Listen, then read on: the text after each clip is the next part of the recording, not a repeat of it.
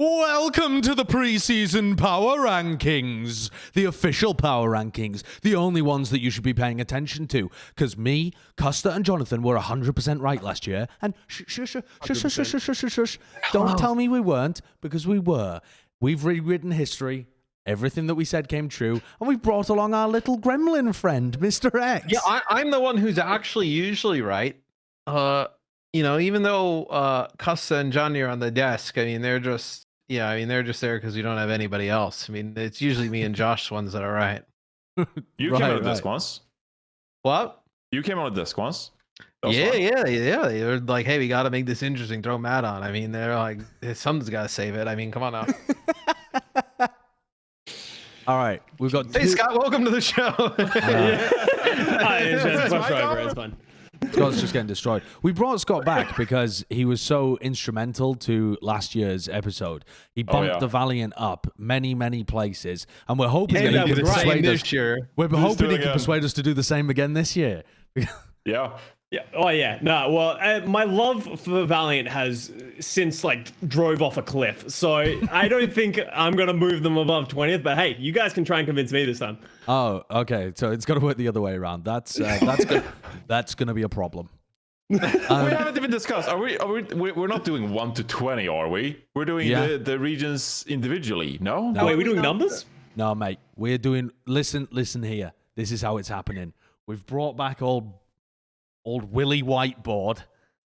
Oh, Willy White. Where are we gonna put this? Our webcams are in the way. I'm gonna hold it and cradle it like a baby. Look at how little room my head has. Look at this. I'm not gonna spread out. You're not gonna bait me into spreading out, Kurt. I have to squeeze in. But yeah. Here's the beauty. I've got myself a Sharpie, for old time's sake. So we just only wait, you got a permanent one? Yeah, of course. I mean, we don't make mistakes on It's nostalgia. We don't make mistakes on the show, Matt. We don't make mistakes, just happy little accidents. So wait, that's how this happened last time. Yeah. Oh my god. How are you not clued in? Did you watch last year? No, he didn't. Don't ask the question. On it. I was like, I can't sit through that. I mean, okay. Wait there though. We're gonna do here. Let me explain the process. We're gonna do. Do you one even know the process? It sounds like you don't have any idea what the process is. You haven't let me speak, Matthew. I have the perfect process ready to go at the top of my head. Well, you've said here's the process 3 times, but then you refuse to say anything else after. So I figured you don't really know. I'm buying time to think of the process. Right, 1 through 20. 1 through 20. That's how we did it last year. That's how we should do it this year. We started 20 shit. to 1. We went 20 to 1 last time. Yes, right? but what I mean, Scott, is that we're not going to split the regions up. It's just 20 to 1. Yeah. Why don't we just start at 10 and work our way back, and then work our way back up? Start at 10? I think Matt's going to be a liability throughout this whole thing. That seems like a very Plat chat thing to do, is to kind of figure out who's in the middle and then position people above and lower. Go on then, who do you think will be at number 10? Like literally number 10 right now. And don't try and work down to 10 and don't try and work up to 10. Just give me 10. Chengdu Hunters. Yeah, I'll tell you who's Hunters. number 10. No, I think they're higher than 10. Hold on. No, yeah, I think they're higher than 10 as well. Well, wait, hold on. What are you doing? Don't put the. I'm writing Plat chat power rankings. Oh. Have you guys done any prep? Done any pre-power rankings? I have a YouTube series. If you go check that out, trying to sell it was wank. You just used tiers. It was wank. Numbers. Wank. What are we, fucking 2014? Okay, no, that was a great tier list. Very informative compared to what we're about to do. Where we're about to. I didn't watch. I wouldn't know. I had no idea. I mean, listen, if you want informative, you can go back and look at the team previews. All right, hold on. Number 10 would be Atlanta Reign. You're fucking mental. You're actually mental. They're way higher than that. Matt, you're done. Right, how do I... 2, 3. Oh, he's going to run out of space. That is 4, not enough space for a 10. No, 5. That's kind of good. That's pretty 6. good. After that, you have 7. Yep. 8. Oh, wow. He's nailed it. Look at him. Unbelievable form. Dominated, actually. Perfect. All right. But we want to start from the bottom. Is that what you were saying, Scott? Is that what we did last year? I think that's what we did. I think it's easier to start from the bottom, right? Because we said Valiant, and then Custa was like, no. Yeah, and I was right. Come on, guys. Trust me. I'm going to be a genius again. We're going to run it down. Run it down mid. Run it down? Do you mean run it back? Yeah. No, run it down. You know how you run it down mid? Hello? Yeah, that's not a positive thing. Did we start the episode? Do we want to restart this? This is What ridiculous. is happening? Listen, We're stalling listen, for ad views. We've got Money for Kurt. We've got Yeah, this. true. All right. This is the god that we must all abide by towards the end of the episode. Number 20. I want your picks for number 20. Do we need to discuss this? The LA Valiant. You shut your Look mouth. at him. Right Look now. at him. Look at him. He can't Okay. resist. Due to recent reports, like obviously I don't read into everything that has happened too much. Oh my but- God.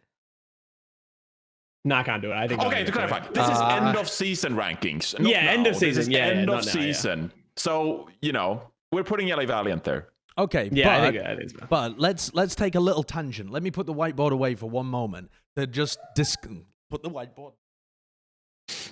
All right, little From all the tangent, work though. we've done so far. Yeah, I know. Little tangent, done Scott, little anything. tangent. Because what were you about to say? You were about to talk about the rumors, and people love the rumors, and I actually think People that love it. Oh, we It don't is- cover rumors here on Plat. No, we We don't. don't cover rumors. we yeah. don't. only But some. that's also, Matt, because the reason that I want to bring this up is it's not really the rumors are no longer rumors. Philadelphia Fusion put out an announcement saying that they have visa issues for the beginning of the season. And that was the rumor, right? Was that Halo tweeted out saying, the Valiant are only above one team that's got 250 ping players or something. I wonder who that is. I bet the Hangzhou Spark are playing from the UK, actually. That's probably what team he's talking about. But Kurt, are we able to bring up the thing about Philly? Because I think we should assume for this episode, I got in touch with some of the Philly guys, the GM Larsson. And he that's said smart. he said he couldn't share too much because it was so last minute before our episode. But he also said that by next week, we should be able to be in a position where things are more, I guess, transparent about what's going on with the Philadelphia Fusion. Put him number one. So, I like a little Oh. adversity early in the season. So Where Johnny, did I go? yeah, bye-bye, Jonathan. So basically what they said was that Poco, EQO, Funny Astro, Christopher, and Shockwave were having issues getting into Korea, right? Which I assume is because Korea isn't handing out visas at the moment due to COVID, and also Yeah. they're probably in the middle of readdressing their policy based on vaccinations. Because Yeah. I think at the moment they still require a mandatory quarantine, even if you're vaccinated and have proof of vaccination. So while they go through that process of like evaluating whether they want to change that, it's probably really hard to deal with. So Yeah, are we it's gonna tough. evaluate them based on the ideas that they are going to have visa issues or that they aren't going to have? Like obviously, like throughout the season as time goes on, they're going to get their full roster back. Are we going to evaluate them on their full roster or like where they're going Yeah, to start? we go by where you Where think they're they're going gonna to be end. at the end. Yeah. Yeah. Okay. I would also say that since we don't know how long they're going to be out, these players, and we also don't know who their replacements are, we can only really judge them by their current roster, as if their current roster is playing like seriously altogether. And then if it comes out that, I mean, if it gets to the end of the season, it's like the Vancouver Titans situation from last year where we ranked them like 6th or something because we were convinced they were going to boom themselves completely. Or just dominate the league, and they boomed. So, Anyway, there's the tangent. Number 20. Valley. Yeah. Write it down. Yep. Yeah, you got this. Yeah, keep going. You got it. Yeah, that'll Yep. work. They Yeah, are number sure. 20. Yep. Wow. Yeah, So This enormous. is, oh, hey. Yeah, okay. uh-oh. Are you going to write the Valiant or you just. Beautiful. Yeah, Paint me like one of your perfect. French ladies. If somebody makes a joke, you could potentially choke on that thing. Wow. Oh, wow. Look at that. Number 20. All right, Lock them in. Number 20 is locked in. I just drew it on the table, but it's all right. It's not really a Sharpie. Just kidding. All right. Do we really want to? I mean, we've already gone over the Valiant, right? Like we had that we episode talked where we about them talked about enough. them. Yeah. I don't think we need to spend that much time talking about it. Mm, Number 19, though, what are you guys feeling? Because I think this is where it Ooh. starts to get sticky, to be honest. Yeah. Are there like 3 teams clumped up here in the next like few? No. No, I think Vancouver is below the other couple of teams that you would expect. Like I think Vancouver, as much as they have like a bunch of like players who have played in the league, nothing really inspiring out of any of those players. I don't see this team doing better than, you know, your Parises or Londons or anything like that. You don't think even with the ping issues that the Paris players will have and the fact that they have so many inexperienced players, like Paris is the other candidate, I think, for 19th position, right? Like I was even looking at the Outlaws, maybe. Oh, that's brave. No, okay. Wild card. Yeah, okay. Well, I was going to say, I thought like your next four would be some kind of combination of Houston, Vancouver, Paris, and probably London. Yeah. Just kind of like... Say that again. Your next London's four... going to be down here. I think probably just by how strong NA are, they're just going to get boomed a lot. Would you like me to bring up Custa's tier list that he made? No, it's unimportant. No? We're not going to reference that at all? Nah, I'll reference it myself. What was your tier list? What do you Where mean? can I find your tier list? No, Matt's going to steal my homework. Come on, guys. No, Matt, you don't need to steal my answers. What? You don't want me to bring it up, but you want to know what it is. Well, I'm trying to get him to plug his YouTube, but he can't even figure it out. Why? No, I already plugged my YouTube. /Custa. YouTube /Custa. Do it. Yeah, there it is. Subscribe. No, but like I honestly think that the Vancouver Titans are there. I don't know what Matt's talking about with Houston Outlaws. I think they're going to be way better than this tier of teams that we're talking about right now. And I just think you can't understate as well that we're playing Brawl meta right now. Like Paris and London, that's their bread and butter right there. So I think they're more likely to succeed at least early on in the season. Yeah, just judging off a roster, you're probably right. I think Houston at worst is probably going to be better than Vancouver and at least like 2 or 3 other teams probably here. I also think that like Paris, they have more like upside potential. I think I kind of like what they got going, even though it's early days and got some rookies in there and some, talent that needs to step up. I still think that there's like upside potential there compared to the likes of Vancouver Titans. Like, I don't know how much better we can expect them to grow. Like, best case scenario for Vancouver Titans, I think is lower than best case for Paris Eternal. All right. Oh, yeah. I would say that it's all. Yeah, let's lock in the Titans here. All right, let's lock the Titans. Yeah, lock the Titans in here, put Atlanta at like 10, and we'll kind of work our way down. You know what? I'm gonna put Atlanta in 10, no. and we're gonna figure out how dumb that is once we get there. No, it's probably really like good. They're definitely better than 10. No, don't put them in 10. What do we want to change it? No, it was a meme. It wasn't supposed to be the. No, I'm putting them in. No, you told me to put them in 10th, and I'm putting them in 10th, and we're gonna. But I like Pelican and Edison. I think they're gonna be better than 10. No, Matt said they were 10th. All right. How do I? No, I just counted the 10 best teams I thought, and they were in the alphabetical order, so I said Atlanta. So clunky. All right, there we go. All right. So 18th then. Since the battle between 19th was basically between Titans and Paris, are we essentially saying then that Paris by default kind of just slot into that 18th slot? I think so. Yeah. Trying to think. Yeah, London's probably better. What about? Yeah, they are. Yeah. Looking at the rosters, I would say Paris probably fits about here. Okay. All right. Listen, no arguments here. I think that's can't draw sight. Listen, we'll make this look pretty at the end. It's not pretty at the moment. That's what we said last time. How is it going to be pretty? Yeah. Well, I've got different colored markers, Matt. I can rub it out and start again, which we couldn't do with the previous one. Ooh. Yeah, that's about it. That's all I can do. 17. What do we think here? 17. Is this London? Okay, this is where we get to what I would like to call the real teams. I think. Come on. No, like the teams live. Come on. I mean the teams that like have a chance in one of the stages of doing something, of like actually making a tournament, even all the way down at 17. Like normally, last year we hadn't got to the real teams at this point. Yeah, true. There's normally only a few real teams, but I feel like this season's got some decent depth in it, so that even down here, you're thinking like, all right, this is a decent roster. Like it might be able to do something if the meta goes its way. It might be able to make it towards like a, like the play-in bracket for one of the stage playoffs or something. So let me ask this then. Recently, obviously rumors that Houston Outlaws are doing well in scrims. and especially Never heard that one before. Houston, Never heard Houston that one Outlaws before, by the way. players going out on social media and like pumping themselves up for doing well in scrims.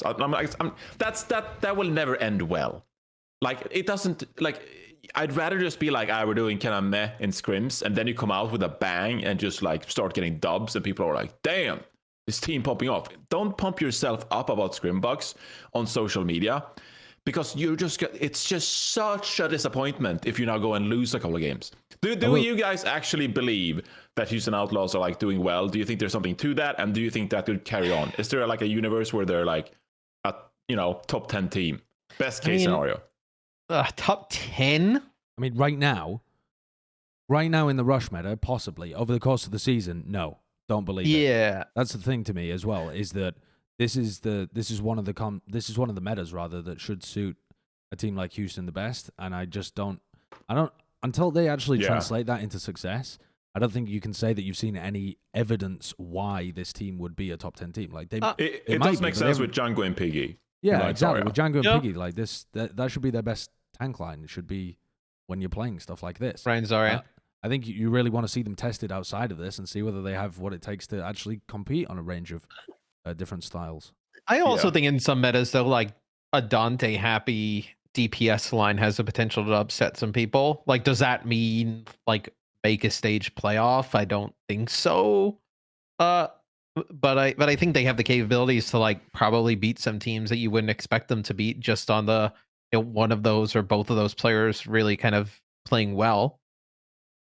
Yeah. Have you guys heard the Jake support sort of musings that have been going around? Jake's been playing a ton of support in ranked and that kind of stuff. I think Jake, if you could get Jake, I don't know when he would ever play over Crimson or Juby, but I think if you can have Jake's leadership in game, I partnered with like Piggy and Django. I've played against those guys are nuts. Like they're actually destroying NA ladder right now, and they're just like putting on so much work. I actually think Houston is going to be better than a lot of people are thinking, and I actually buy into the Scrimbucks like even a little bit. I'm not saying that they're going to be like incredible like their Scrimbucks are saying, but I think I don't want to put them down this low personally. Scott is selling me on this. Oh well, I mean, was Houston in the argument for 17th? Well, I think the name was thrown around. I'd probably put someone else there. Get a mosquito in your face. I just wanted to clarify because I think it's an interesting topic. I think a lot of people in general just think out Houston Outlaws and they think negatively, like they'll never be good. But it's interesting now when people come out and they're like, yeah, they're actually pretty good. Well, it would be funny. In Rush meta.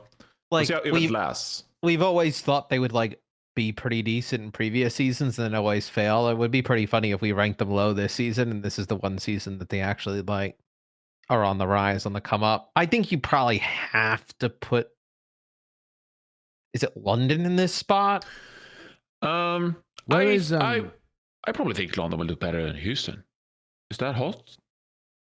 No. I mean, that's kind of what I was talking about. Like, it's really like your kind of personal preference on like some of these teams that like, I think I would take Houston over London just for like the experience and then also the fact that they're not playing on the super high ping. I think that's going to be pretty beneficial for Houston. Yeah, the ping is interesting. I think that definitely hurts London a bit. What? It's a weird year in the fact that I actually think all these teams are actually pretty good, but we're deciding if they're 17th or 16th and stuff like that. As Sideshow said, like it's exactly it's weird having teams this low, and they actually have a lot of potential. Yeah, any other season like this Outlaws team would be like one we would have like up near the top. But like this season is just there seems to be so many good teams. I think you say the same with London, right? Especially if they were playing in NA.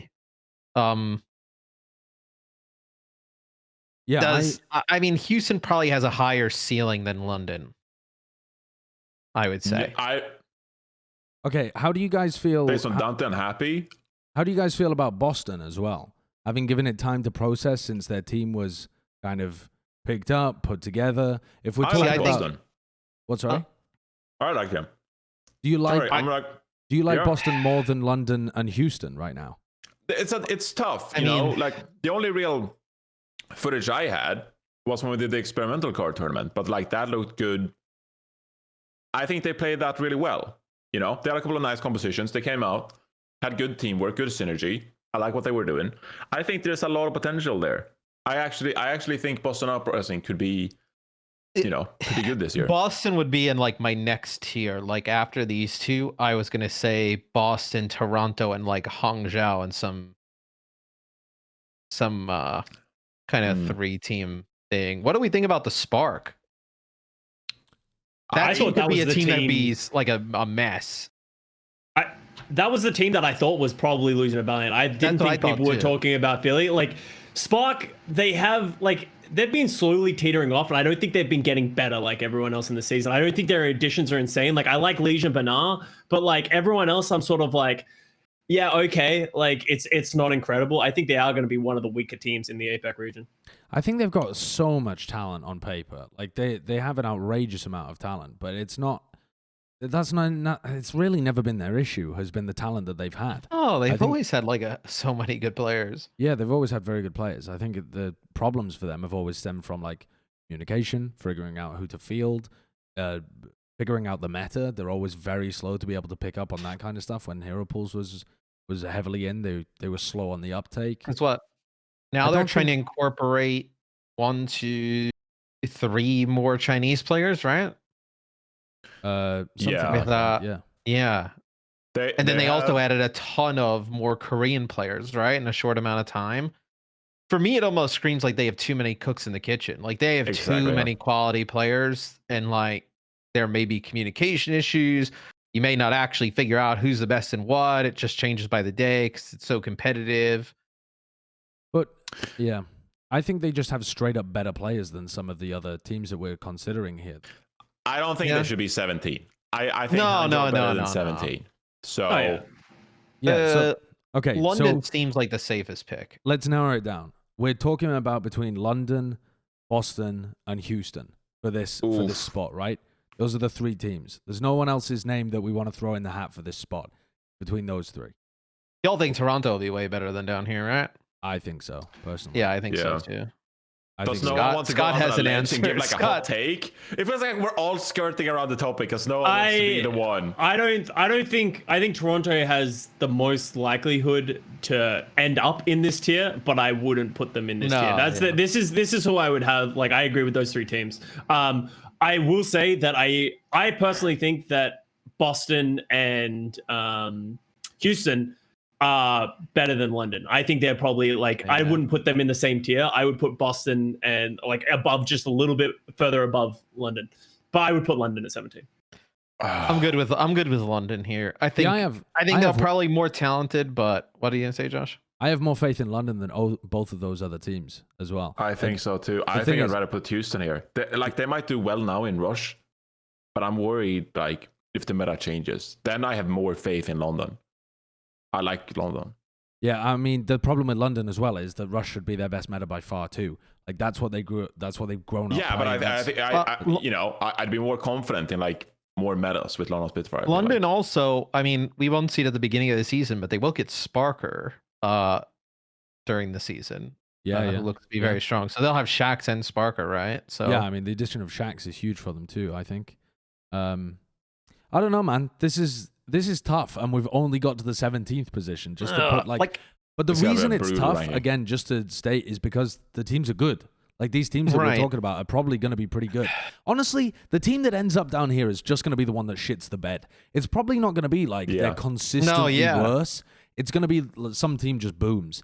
the thing is, I have Houston at high boom potential. I'm not going to lie. yeah. Houston, to me, more than Boston and London, has boomage potential. Like, I just like the I feel idea like- that they've only picked up Juby as the main support, and now they're having to potentially have like Jake fill in for him on the support slot. If that's what Jake is doing to do that, that fills me with fear in the core of my heart.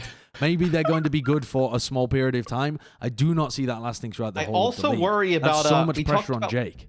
We talked about this in the preview episode. Johnny just left. They have a reasonably tough schedule at the start. They have a Week 1, quite hard they to- play Dallas and the Shock, and then they play London and Paris. So if we think London is kind of around here and like, maybe kind of they can hang and rush, that could be a start. I feel like for Houston, if they get off to a good start, they can like keep that confidence. But I feel like if they get boomed at the beginning, it's going to be tough. But I See, I think London is a more consistent team. Like if you looked at over the course of the whole season, like I think their highs are way lower than Houston's highs, and their lows are probably like not as bad potentially. I think Houston though probably has more potential to like get there, but I also think they have potential to boom, like you said. Like it's very high risk. Are we just living in the past though? Because of like, have we just been burnt by Houston so many times? Like my problem with Houston last season was even though they picked up some talent and they had some better pieces, the core bones of the Houston Outlaws still exist. I don't think that really is the truth anymore with this Houston Outlaws team. Yeah. They have new coaching like structure. It's not like they have like a couple of players on their bench like, I don't even know why this guy is still here, or like this person just like might not synergize. I actually think the Houston Outlaws team isn't going to boom anywhere near as easily as we've seen them in the past, and I think they're putting in a lot of work. They have two co-head coaches, So, and Jake is a coach that's flexing to main support. No, I don't think he's flexing to main support. I think he's flexing to flex support. I think he's going to be that second flex support that everyone has. But like, that's not the point. That's not what I'm trying to say. Like, why do you think that's so bad? What's wrong with Harsha? Like the coaching, coaching structure that happens right now. Well, I don't think like there's necessarily like anything wrong now, but I agree with the high boomage potential. That like if there was like a structural, or internal like hierarchy dilemma, that it could be like some issues happening there that wouldn't happen on a Spitfire, in my opinion. So I think there's some boomage potential, and that's probably why I'd put Houston Outlaws here over London Spitfire. Oh, this is tough. So are we tied to London Spitfire to Houston Outlaws, or? I'm still not convinced. We need to put this team down, okay? Kurt has to sleep as well. Yeah, I know. I think people were trending towards London before I rustled the boat, so I'm happy to go with that. I feel like Boston is slipping through here as well, like just slipping and sliding. Well, if you put London in 17, would we all agree that Houston would be 16? Sure, I'd be down with that. I want to bring up Scott's Boston. got them higher. Do you want to put Boston down here, Sideshow? You're just instigating. You're not providing.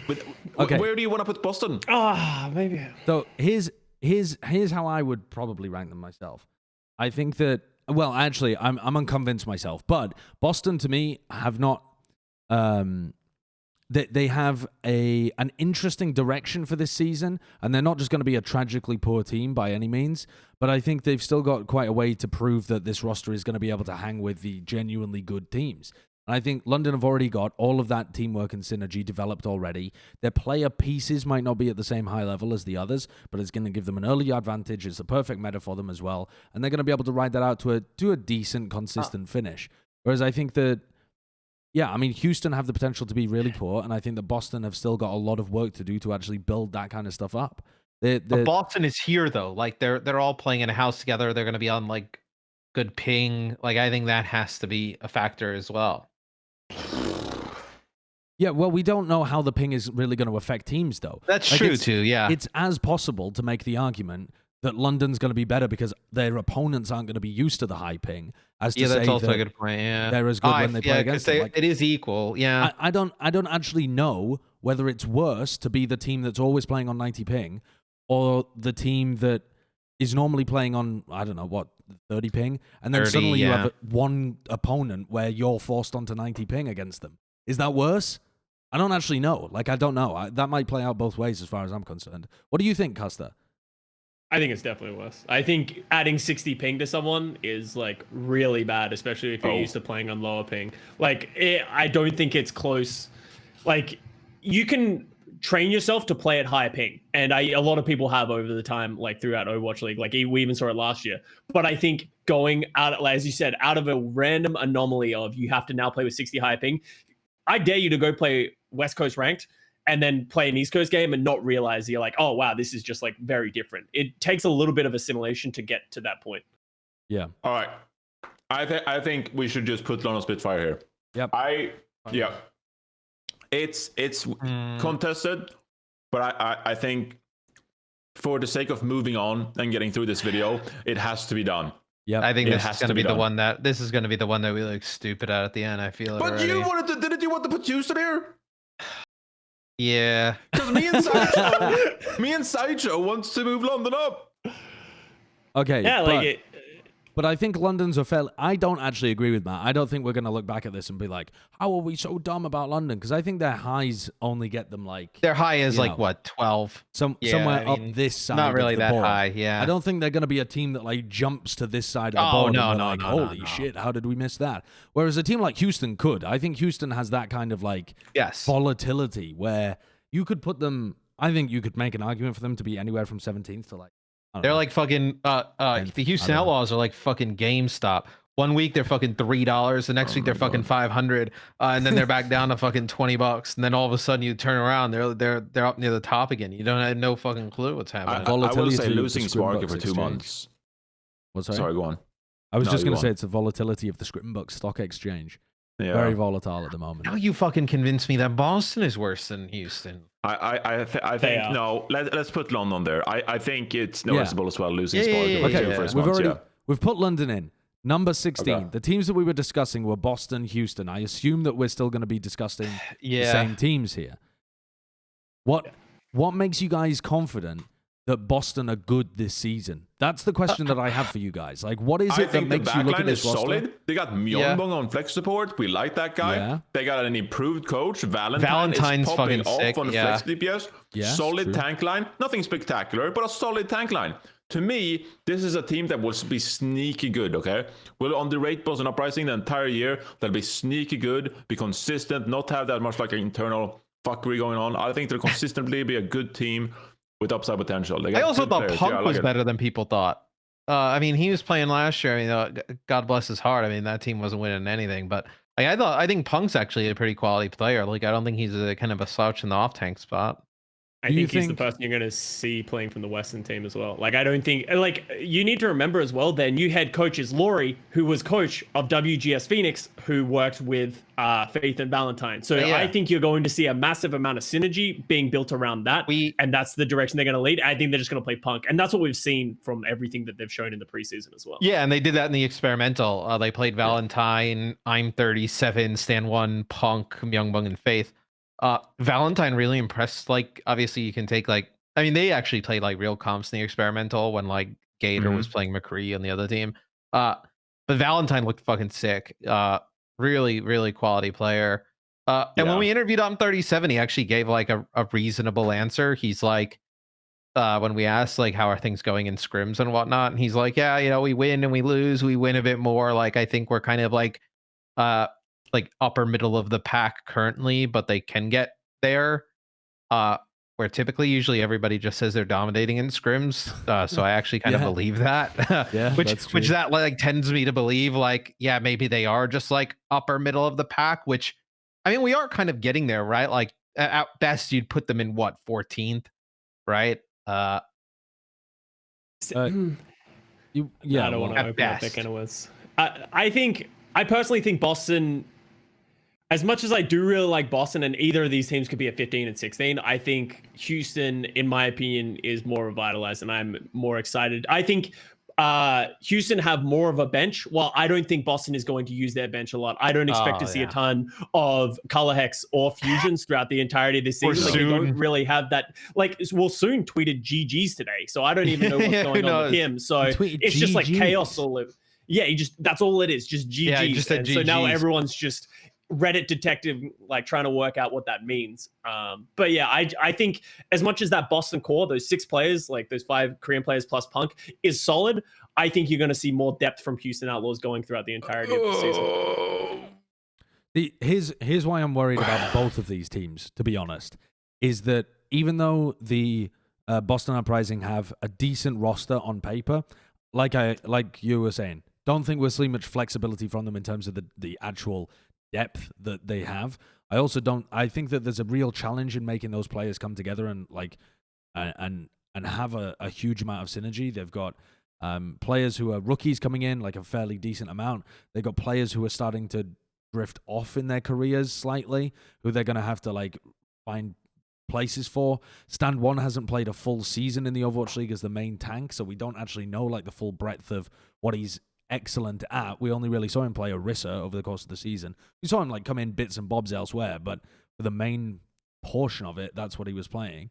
And so I think there's definitely, and like the player quality as well, it's all right, but it's not it's not great. Like you're not pushing it over the edge. This tank line isn't going to compete with the best in the league. This DPS line, maybe Valentine is going to show something, but I think overall it's going to compete with the best. And then Houston, when I look at them, man, I think they're going to be only good. I mean, maybe not only good at the beginning of the season. I think that's a bit of an overstatement. But I think now is where they have to be getting their wins. Because Piggy and Django, it's absolutely their best meta right now. Playing Ryan Zarya and just, or the rush meta in general, I think favors them massively. And I think that the depth is deceptive. They look like they've got a big roster, but they actually really don't have that big of a roster. They've got Jake, who's mainly focused on coaching, so you immediately take it out, and they've only really got an 8-man roster. They don't have backups for either of their tanks, and they don't have a backup for their supports either, unless Jake fills that position. So they're really limited to what their players are good at, and then they just have the depth at the DPS area. I think that when you look at the roster and you're talking about like player depth, it's really only like who you're chopping and changing at DPS to try and account for the meta. It's not that you have people to fill if Piggy and Django underwhelm when it comes to a dive meta or a poke meta.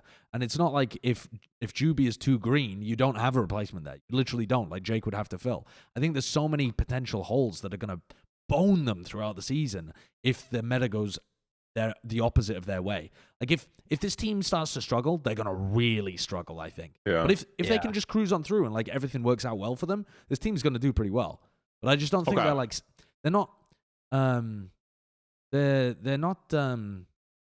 not anti-fragile, which is a term that I know that Yiska likes to use, which is anti-fragile. Anti-fragile teams are teams that like thrive in the chaos. This team is not going to be one that thrives in like wild meta swings and all sorts of shit, because it's going to be a team that actually is easy to boom in terms of the meta that they're playing or the potential structural issues. I'm not really confident in either of the next teams, even though I think they're going to be pretty good. I think they've got holes. Here's the thing. You're all making arguments for Houston Outlaws being, the best early on because of rush meta. Their first 4 matches, Dallas Fuel, San Francisco Shock, Paris Eternal, London Spitfire.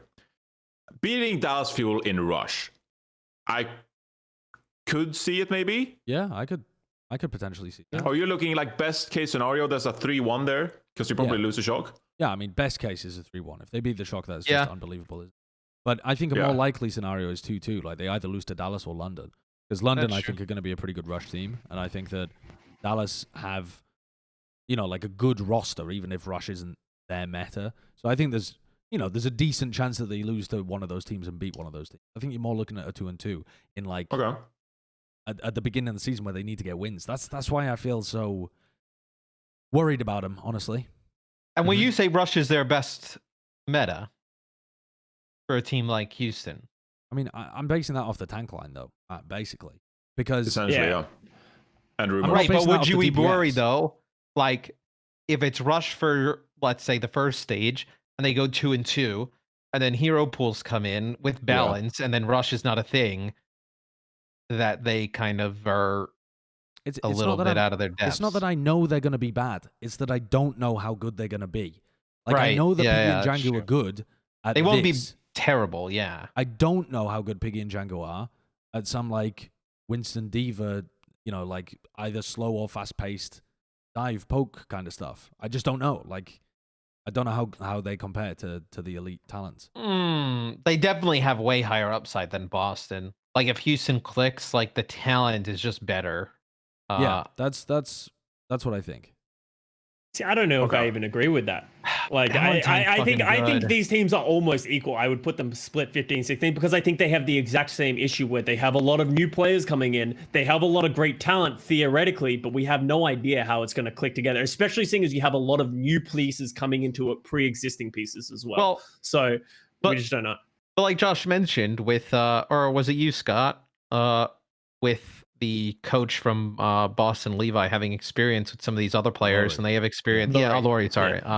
And them having experience. Yeah, and them having experience together, maybe they click a bit more and faster than like a Houston. I don't know. I mean, Houston have junk buck as well, and I think the junk buck's Yeah, I fantastic. mean, So I feel like we're just picking at straws here. Like I feel like both of these teams are basically the same in the same spot, but Well, I Houston know- has a much higher upside, and I know how Boston to solve doesn't this, have that Matt. much of an I upside. know how to Yeah. solve this because people are gonna come on here, you know, and they're gonna be like, "Oh, Yeah. Plat chat, always with the bad rankings." And so instead, we just get Custa to pick between them, and then we can just blame Custa because Custa's Oh, not gonna be on. fuck it. Custa's not gonna Oh, be I on have a- afterwards, and then we can just I say, have a better "Oh, idea. I have a fucking better idea. We can Yeah, save, we're not we can bringing him save back. Scott. We can save Scott. We can save Scott. Kurt, who do you think is going to be in 16th? Boston or Houston? You know, I'm gonna do my boy Jake dirty. I think it's gonna be Houston. Oh, Yo. shit! There it Kurt Oh, has the spoken. backstab. The voice of Sorry, God Jake. has spoken. Holy macaroni! I also want to. So now that we've locked in our bottom Yeah. bottom 6 teams, I want to pose a question to you all. Are we ignoring APAC too much? Could there I be was a, just- I I was think gonna this is say where that as well. This is where Hangzhou has to be. I think Hangzhou's down here. Has to be. I don't think they're has going to be to very be. good. okay, I think- I don't think Hangzhou are going to be the second worst team in APAC.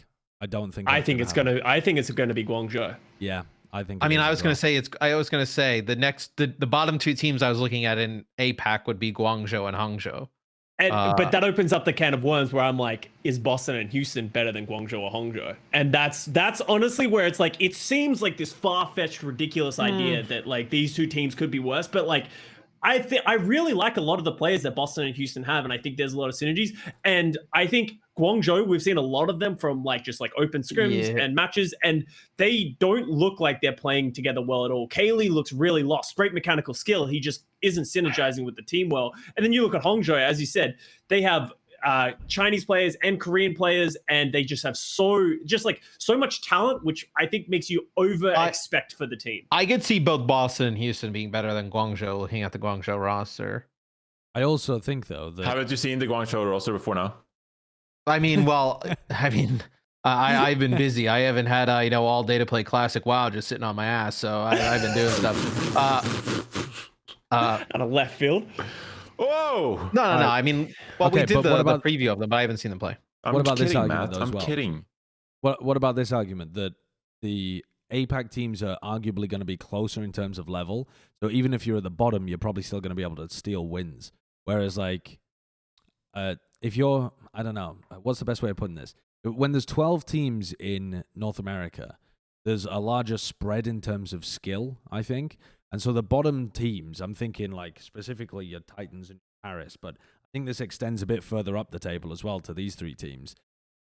If they're playing against the likes of the Shock, the Mayhem, the Justice, the whoever the hell you have at the top of your league in whatever your power rankings are, they're probably going to get a lot of losses racked up because the skill disparity there is higher, I think, than in APAC. Like I think Guangzhou can still get wins off some of the other teams. So I think they will rise up the table somewhat naturally anyway. Their record will be better, but they may not be an actual better team. Yeah, I think that could be the case. I think at the top of APAC, it gets harder to rise up the table because like the second best team in APAC still has teams taking matches against them, whereas the top NA teams get a ton of games for free. But I think once you get to the bottom of it, it tends to like cluster closer together. Yeah, I completely agree. And it just goes back to the idea that we were talking about with like Hangzhou and Guangzhou. It's like, as much as we are putting them low and we're trying to like almost talking about them being like in the bottom 5, it's like these teams are still very good. And if they hit the right meta, if their team synergy starts popping off, I think they can be very good teams. And I think they could be second best in APAC. As you said, I personally think Shanghai is head and shoulders the best team in APAC, but every other team below that is like, your money's off at that point. I feel pretty good though about putting the charge here. Because Yeah. I agree. Yeah, I don't want to yeah. do them dirty because I think there's upside potential with Guangzhou Charge. Like I like some of their players. Like the tank line is still solid with Rio and Krong.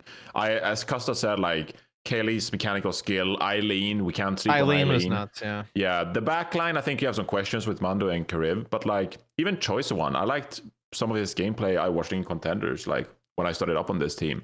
I don't want to do them dirty, but I think probably here is the right spot for the charge. yeah, I don't think See, 14th is doing them dirty though. No. I think Spark should be 14th though. I think Spark are going to be worse than They a lot have of so people are much saying. individual skill, though. I agree with you. But I went those- ham on Spark in the team preview because, like, I think that they'll perform worse than expectations. But they have so much individual skill. Yeah, but they need to put it together. And like last season, they tried to bring Architect in to be like that superstar player. And I think Architect is a great supporting DPS, but I don't think they have that player and all these players that are going to take them to that next level that they need now to that be would able be to beat Shy. these other teams. Shy would be Yeah. like the star DPS on this team now. So now you're gambling. Do you think Shy is good enough to put them to elevate them that much? And then you're also looking at potentially like a complete split with like 3 Chinese players and 3 Korean players down the middle with like a Yeah. Well, Gushui but- Liege is their redeeming factor. That is yes, yeah, sick. they'll be That's a good. great That is tank sick. line. That's a great tank line.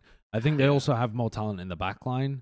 They also have Yeah. more like depth of talent in their DPS line as well. They're an incredibly talented team. They're one of the best teams in APAC on paper, I think. It's just that they're not gonna We don't do trust that. them. Nobody trusts them. Yeah, There's no I mean, way they're gonna fulfill their potential. They have too many issues. I think there's but I think putting them as the second worst team in APAC, I think it would be worst case scenario if they were the second worst team in APAC. I think. Like if it Yeah, went Valiant Yeah. and then Spark, that's like a disastrous season for the Spark. Yeah. It Oh, could that is happen. It could yeah. still happen because APAC is that close, but I don't think it's gonna happen. with this much talent, there's a good chance you find some combination that wins you games. Hey, even if Uh, they just like U4 was promoted to head coach and they just like went full Chinese, like 5 Chinese players. Yeah, Like- like it's still a pretty good roster. Yeah. Okay, do you think it's Guangzhou is probably there in yeah? 14. I wanna put Guangzhou in here. Okay, that's fine. Like What do you think, Mr. you guys Jonathan? kind of talked me out of it. Mr. Jonathan? Yeah. I agree. Classical WoW.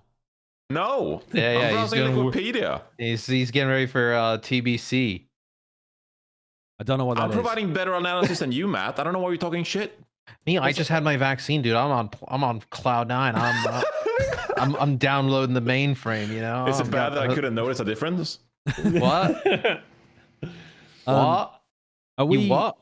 Are we fine with Charge's position versus them being like here or here? Didn't we It's- say this before? yeah, I think I said like put them low.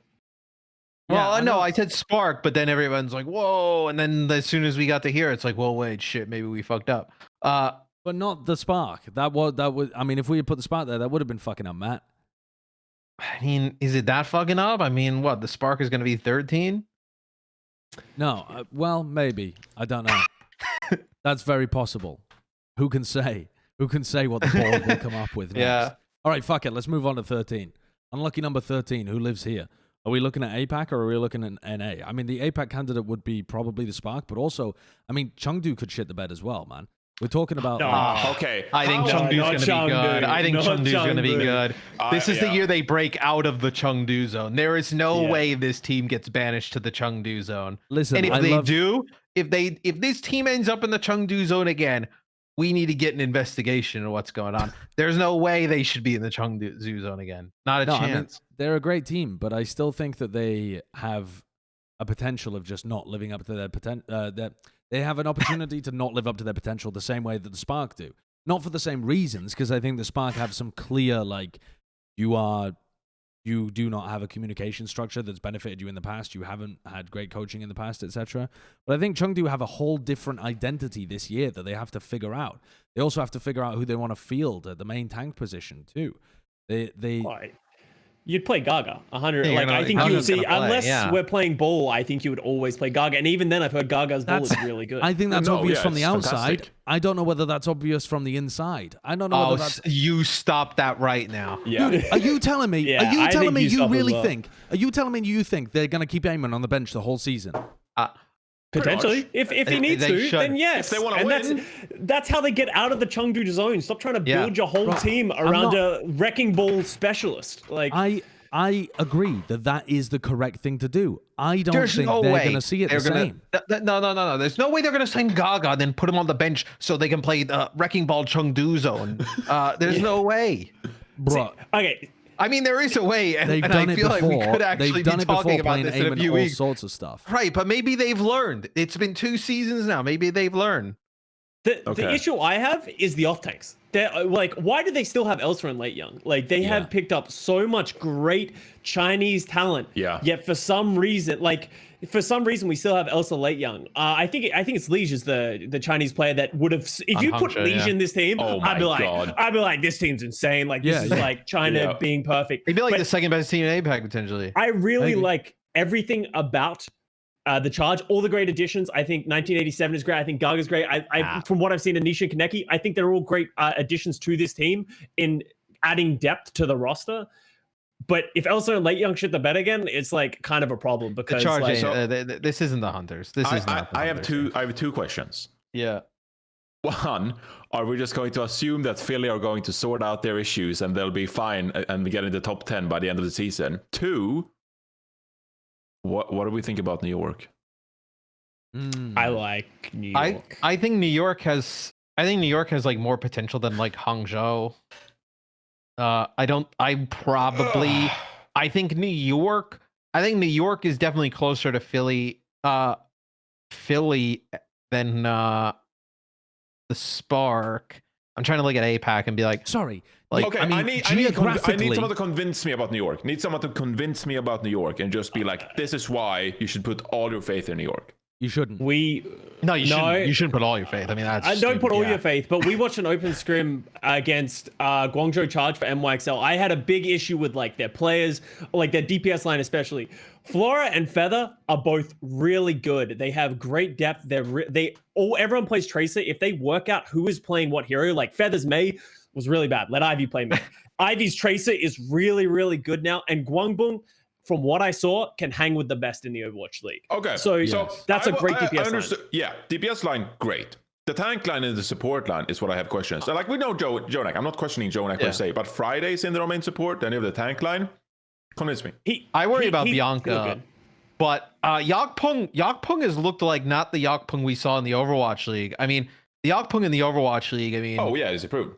Roshan levels. I mean, he was just jumping in and dead before he hit the ground. I mean, but he's looked way better now. But also, I think he still strikes me as a meta-dependent main tank as well. I think that Yakpung really didn't look comfortable when they, I mean, the entire team as well, but I noticed it with Yakpung too. During that open scrim where they're trying to play the rush stuff or playing into the rush stuff as well that Guangzhou was running, it seemed like they had issues there. And Yakpung was so much more comfortable when he's just playing Winston Zarya and he knows what his win cons are and he knows how the other team is playing as well. And he's able to just try and generate his value by being the harassing and jumping in and surviving kind of style of Winston. And I don't think, again, the sample size of what we've seen from these players in terms of their success coming into the league is small compared to what you're actually going to see in the league. Like, even if you watch their whole recent seasons of Contenders has less meta changes than the Overwatch League does. You can watch the last 6 months of Contenders and you won't see the same level of hero depth that is required in the Overwatch League. The meta changes rapidly anyway because the best teams in the world are playing it. And so if there's some way to squeeze out an extra 1%, they will. Plus, there's hero pools in every other stage, and each different region is going to have its own like take on what the meta is and probably have different styles within that. I don't think that. I don't know. I'm still not sold on Yakpung. I think that his Winston was never the problem. Honestly, like that was one of the reasons he got picked up in the league for the first place was his Winston, and then they ended up playing a shit ton of Rhine in that season where he was playing. I don't feel like the questions I had about Yakpung have been answered. I think the questions that got answered were just questions I already knew the answer to. Like, is he? I think it's a very valid point. I really worry about like how we've seen from the Spark in the past, and then now putting 12 players on that roster. Like, they weren't really able to make it work with like 7 or 8. Now you have 12. I think there's a better chance New York is like a more consistent team, maybe not as like high as like the Spark could get. I think there's a better chance the Spark could just be a circus, like a musical chairs of players all year long, just players in and out, and you'd have no idea what's happening. Okay, wait. I want to throw another spanner into the works. Okay, I know which one it is. Well, what are you gonna say?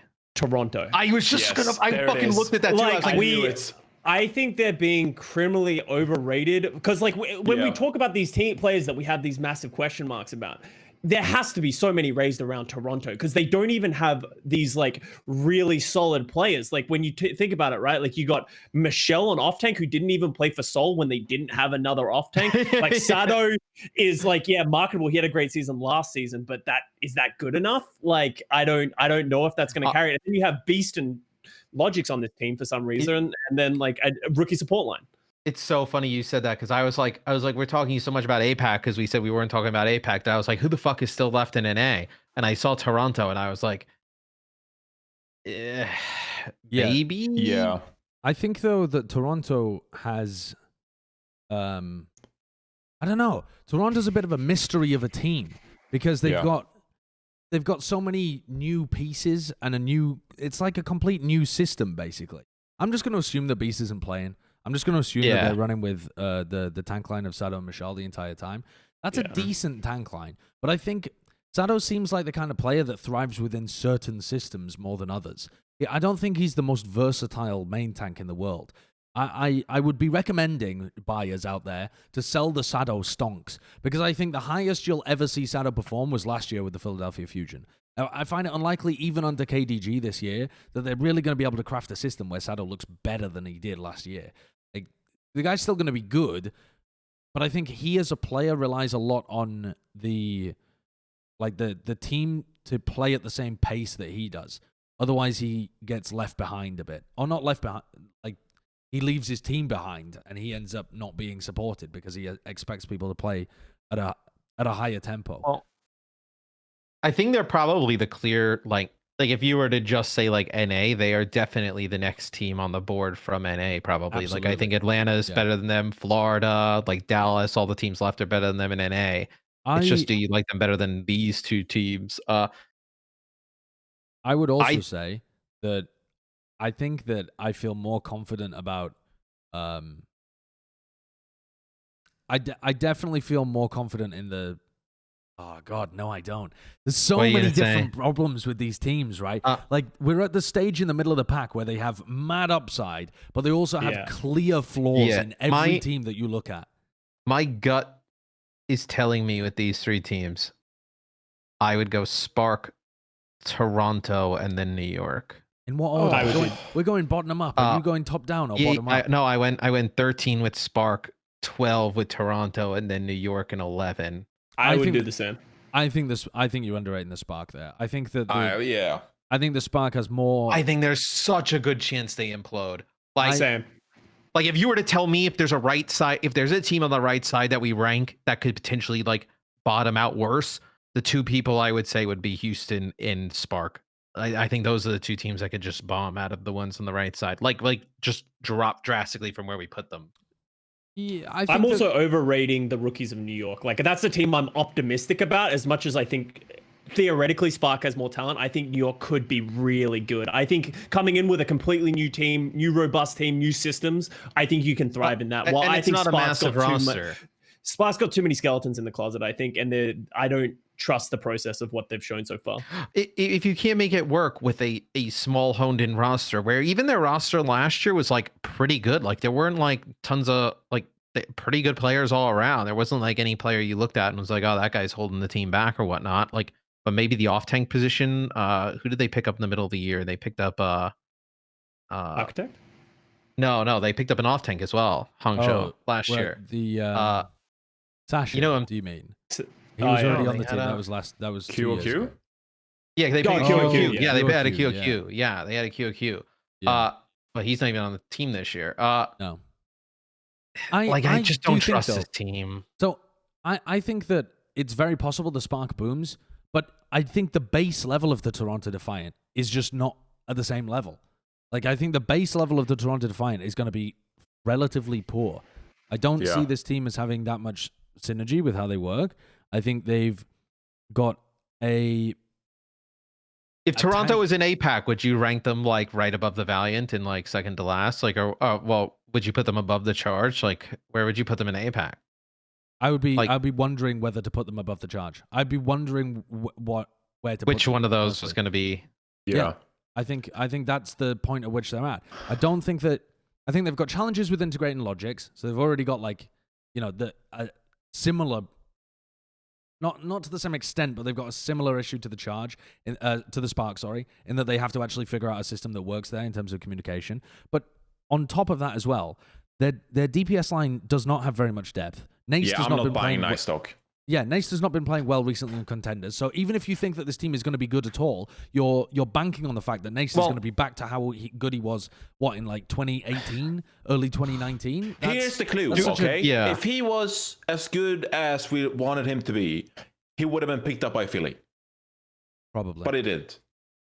So there's like your clue.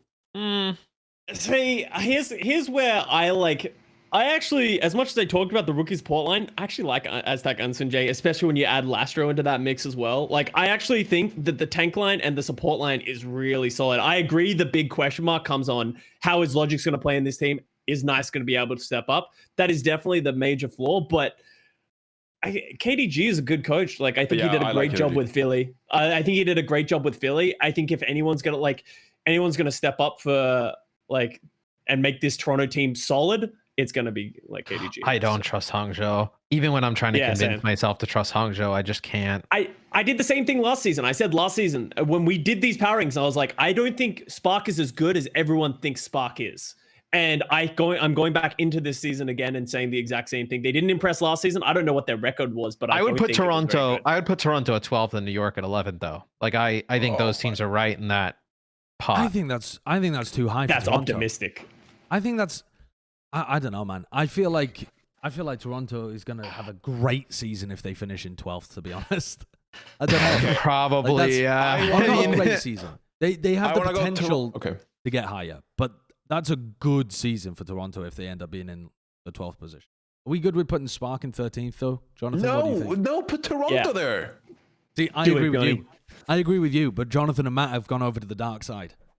Hold on. If you put Toronto there, I'm putting Toronto here. Hold on, well, because do just you looking put on paper, like Hangzhou Spark with a tank line of Gushu and Ligue, and then you have Shai, the new star DPS they're going to have for this 45 team. players by the time the season's over. They're going to rotate. Half of these guys are going to bring in a bunch of other people. This is going to be like a rotating circus of people. 45 players gives you a pretty good hit rate. Like at some point, it has to click. So if they're signing 45 players, at some point it's going to be better than Toronto. I also think that Spark had a poor season last season.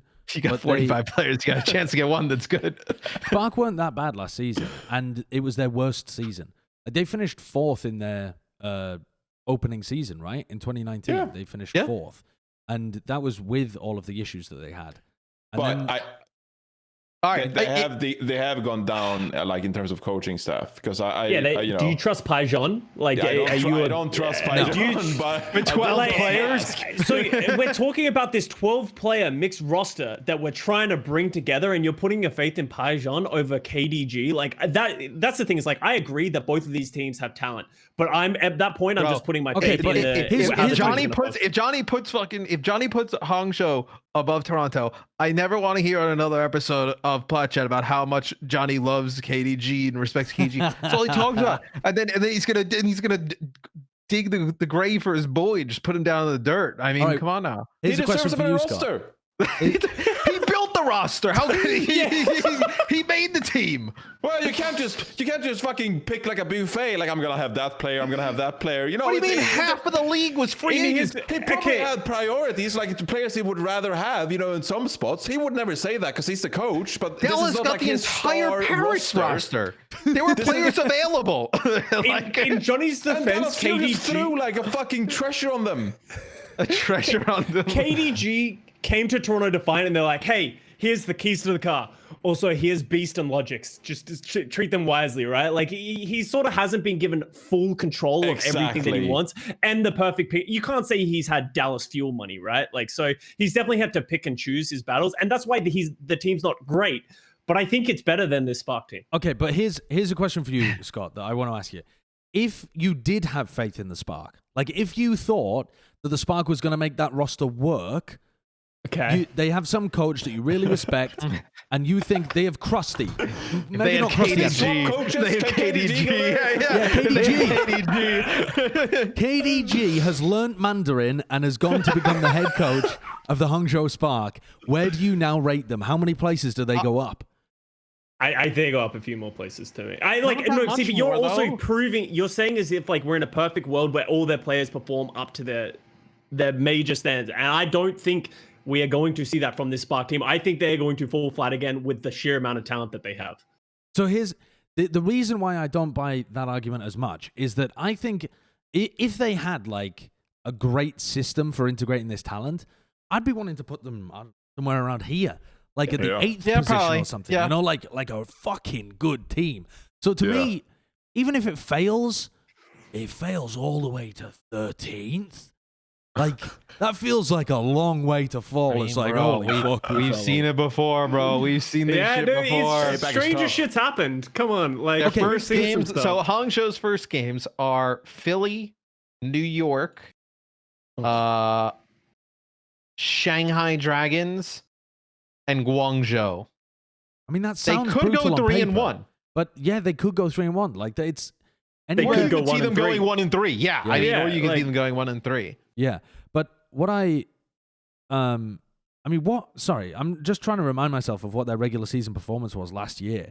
Because even though they came 10th, you think they're going to be worse than last season, even though they've got a much better team? Yes, I think there's better teams the over the league, has yeah. gotten way better. Yes, I don't think they've gotten drastic. I just don't think they've improved enough.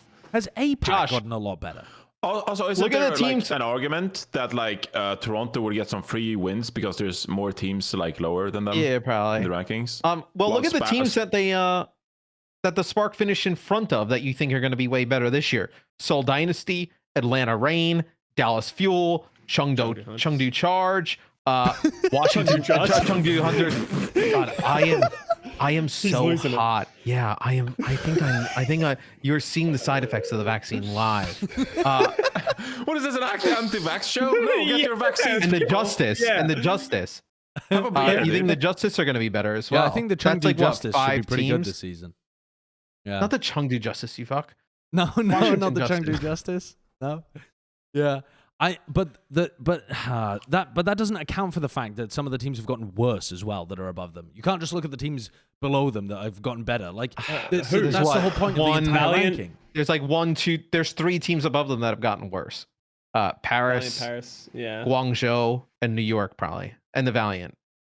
But even then, I'm not so. Even then, New York may be about the same. I really am not on board for Spark being worse than Toronto. But if you guys are gonna bully me into Matt, it, are you sure on this? Sideshow, don't be weak, Matt, me. I'm sure on the Spark. I was sure that Spark were the team that will lose to Valiant. Like I was pretty like when I looked.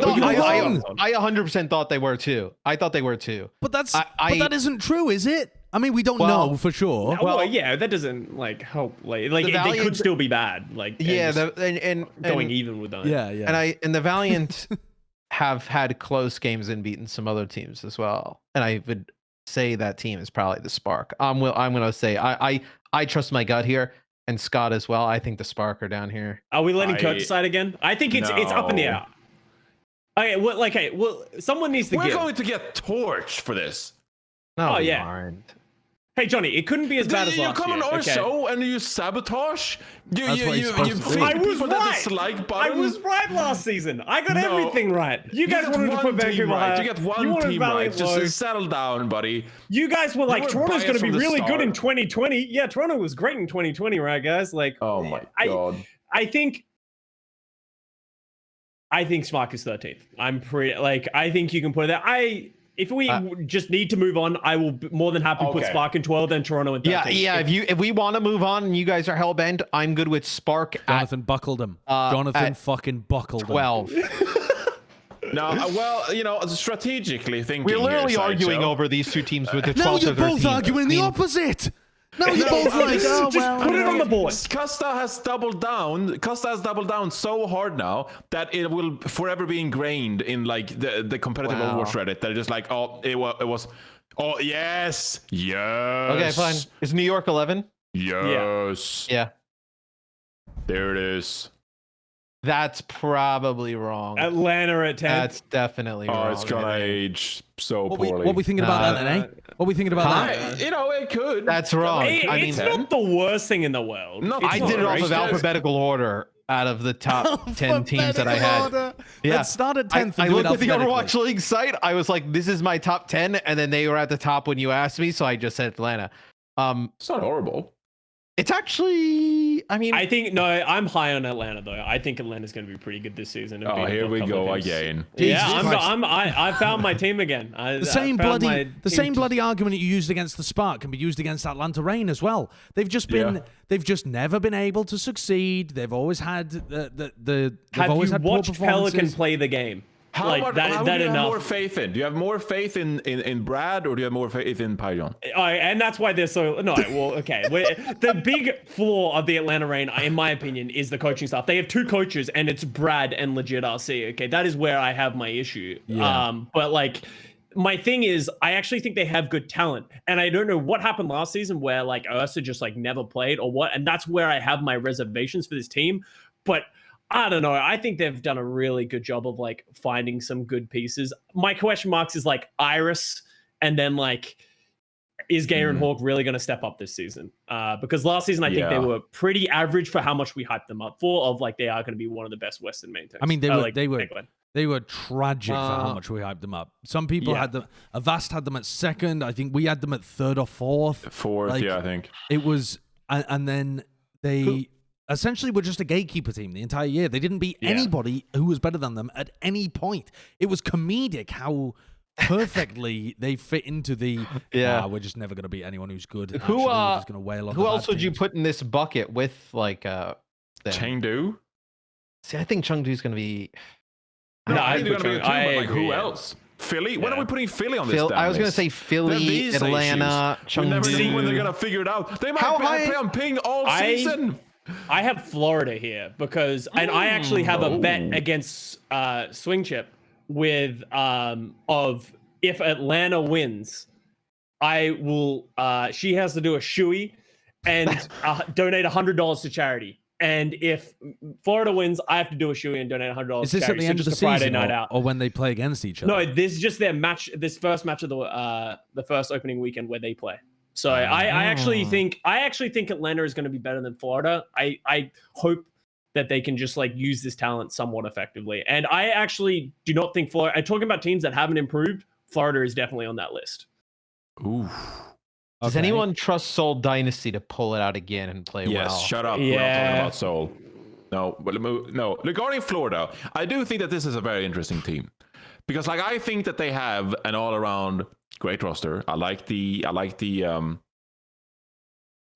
what is it called? Like, I like the vibe. You know, I like the Florida vibe. They got a good vibe going. You know, I can't find the fucking word. But What do you? but losing Fate, I actually think this is a big deal. I'd love Custa's opinion on this because he probably talked about this in his video, but I didn't watch the video, so I wouldn't know. But probably talking about Fate not being on this team anymore. Because I think that like losing his shot calling and leadership and bringing in OG instead, I think it's a big hit. I like this team, but I'm not sure I'm as confident in this team anymore. We always bring the high quality content here. Johnny bashed me for not seeing Guangzhou play. Then he referenced something Scott said in a video that Scott may have not said because he didn't watch the video. He just made it up. But and he's was like, oh smart. yeah, Costa Scott is probably smart, said so this he in a probably video. Did you say that, Scott? I'm just regurgitating everything I made in these videos and just saying it here to sound smart. But I do want to add one more team to this, just on like their off season and how disappointing they've been, and I think it's Dallas Fuel. Yeah, I was think- about to bring this up. yeah. As well. Yeah. Nah, it's a good shot. Ooh. Oh, They theoretically poor should be Astro. sick. We now If this we now team have sucks, a lot it's of over. teams. We have a lot of teams. We had a lot of teams. I want to make sure that I haven't missed an APAC team as well, though. We have Valiant, we have Charge, we have Spark, and then we have Philly, Fusion. Seoul, Chengdu, Philly, Seoul, Chengdu, Oh, Philly. and Shanghai. Shanghai. Yeah. Is that right? Yep. Yeah. For the 8 teams? That feels like we're missing one, aren't we? Chengdu, No, there's 8 teams. Guangzhou, Hangzhou, Valiant, New York, Philly, Seoul, and Shanghai. Oh yeah, New York. I forgot to mention New York. I forgot that they were APAC. okay. That didn't register in my head. Yeah. Okay. So let's address the Philadelphia Fusion first, though, because if they have visa issues, I feel like we don't have enough information at this point in time to really address like how much that's going to slip them down the standings. I would rather assume that they are able to play with their full roster pretty early on, and it doesn't make that much difference. Yeah. And we can just change it later if that does. If that Change is the case. rankings later. I think if they get 75% of the season with their whole roster, I think they'll be fine. See, here's my problem is I understand that they're playing with, theoretically, let's say they're playing with 2 of their players on like 250 ping, right? Yeah. Is that bad enough to lose to Valiant, or are we still overhyping the Philadelphia Fusion? Because I thought Philly was going to be really good this season, but knowing that they're losing to Valiant with like, who is it? It would be Poco and Funny Astro playing on high ping. That's Or a big Shockwave fall. too.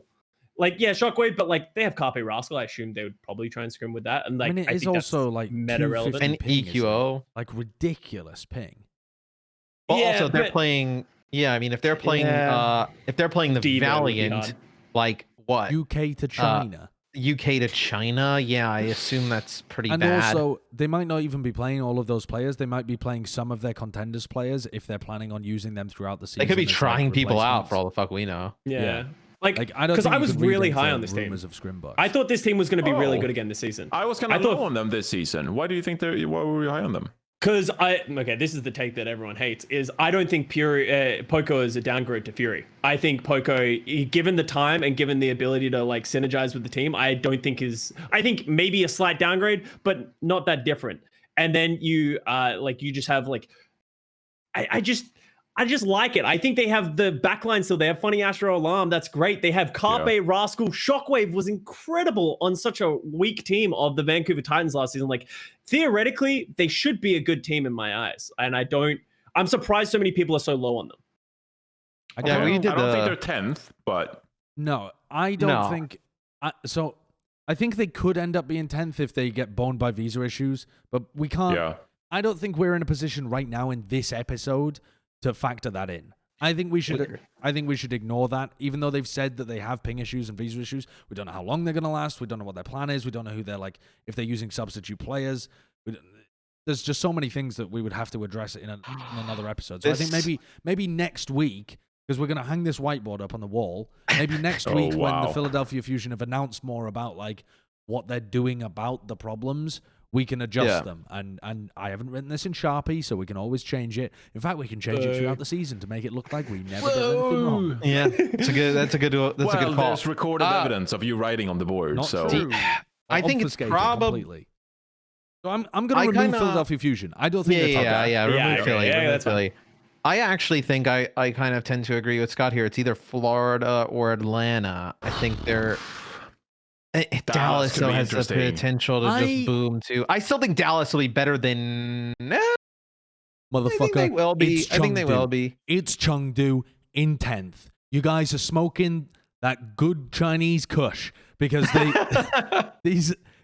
I think China has come out with some fantastic talent this year. Yeah. They've absolutely proven themselves. But this team does not have a history of having a system that has been set up for success. So they are having to start from the base again with like figuring out a system that actually works for them. They can't just play the crazy aggressive, disruptive, chaotic style. If this is a team that wants to go deep and wants to like push their way high up the top 10 and do well in APAC, then that is a team that needs to be playing more structured, normal, if you want to put it like that, Overwatch. And so that means actually starting You like think they're not gonna do it again? okay, then when you look at their DPS line, right, just straight from the off, I think Leave is a great talent, fantastic talent. I think Jinmu is going to actually struggle a bit to fit into a system that is aiming to go very deep. all right.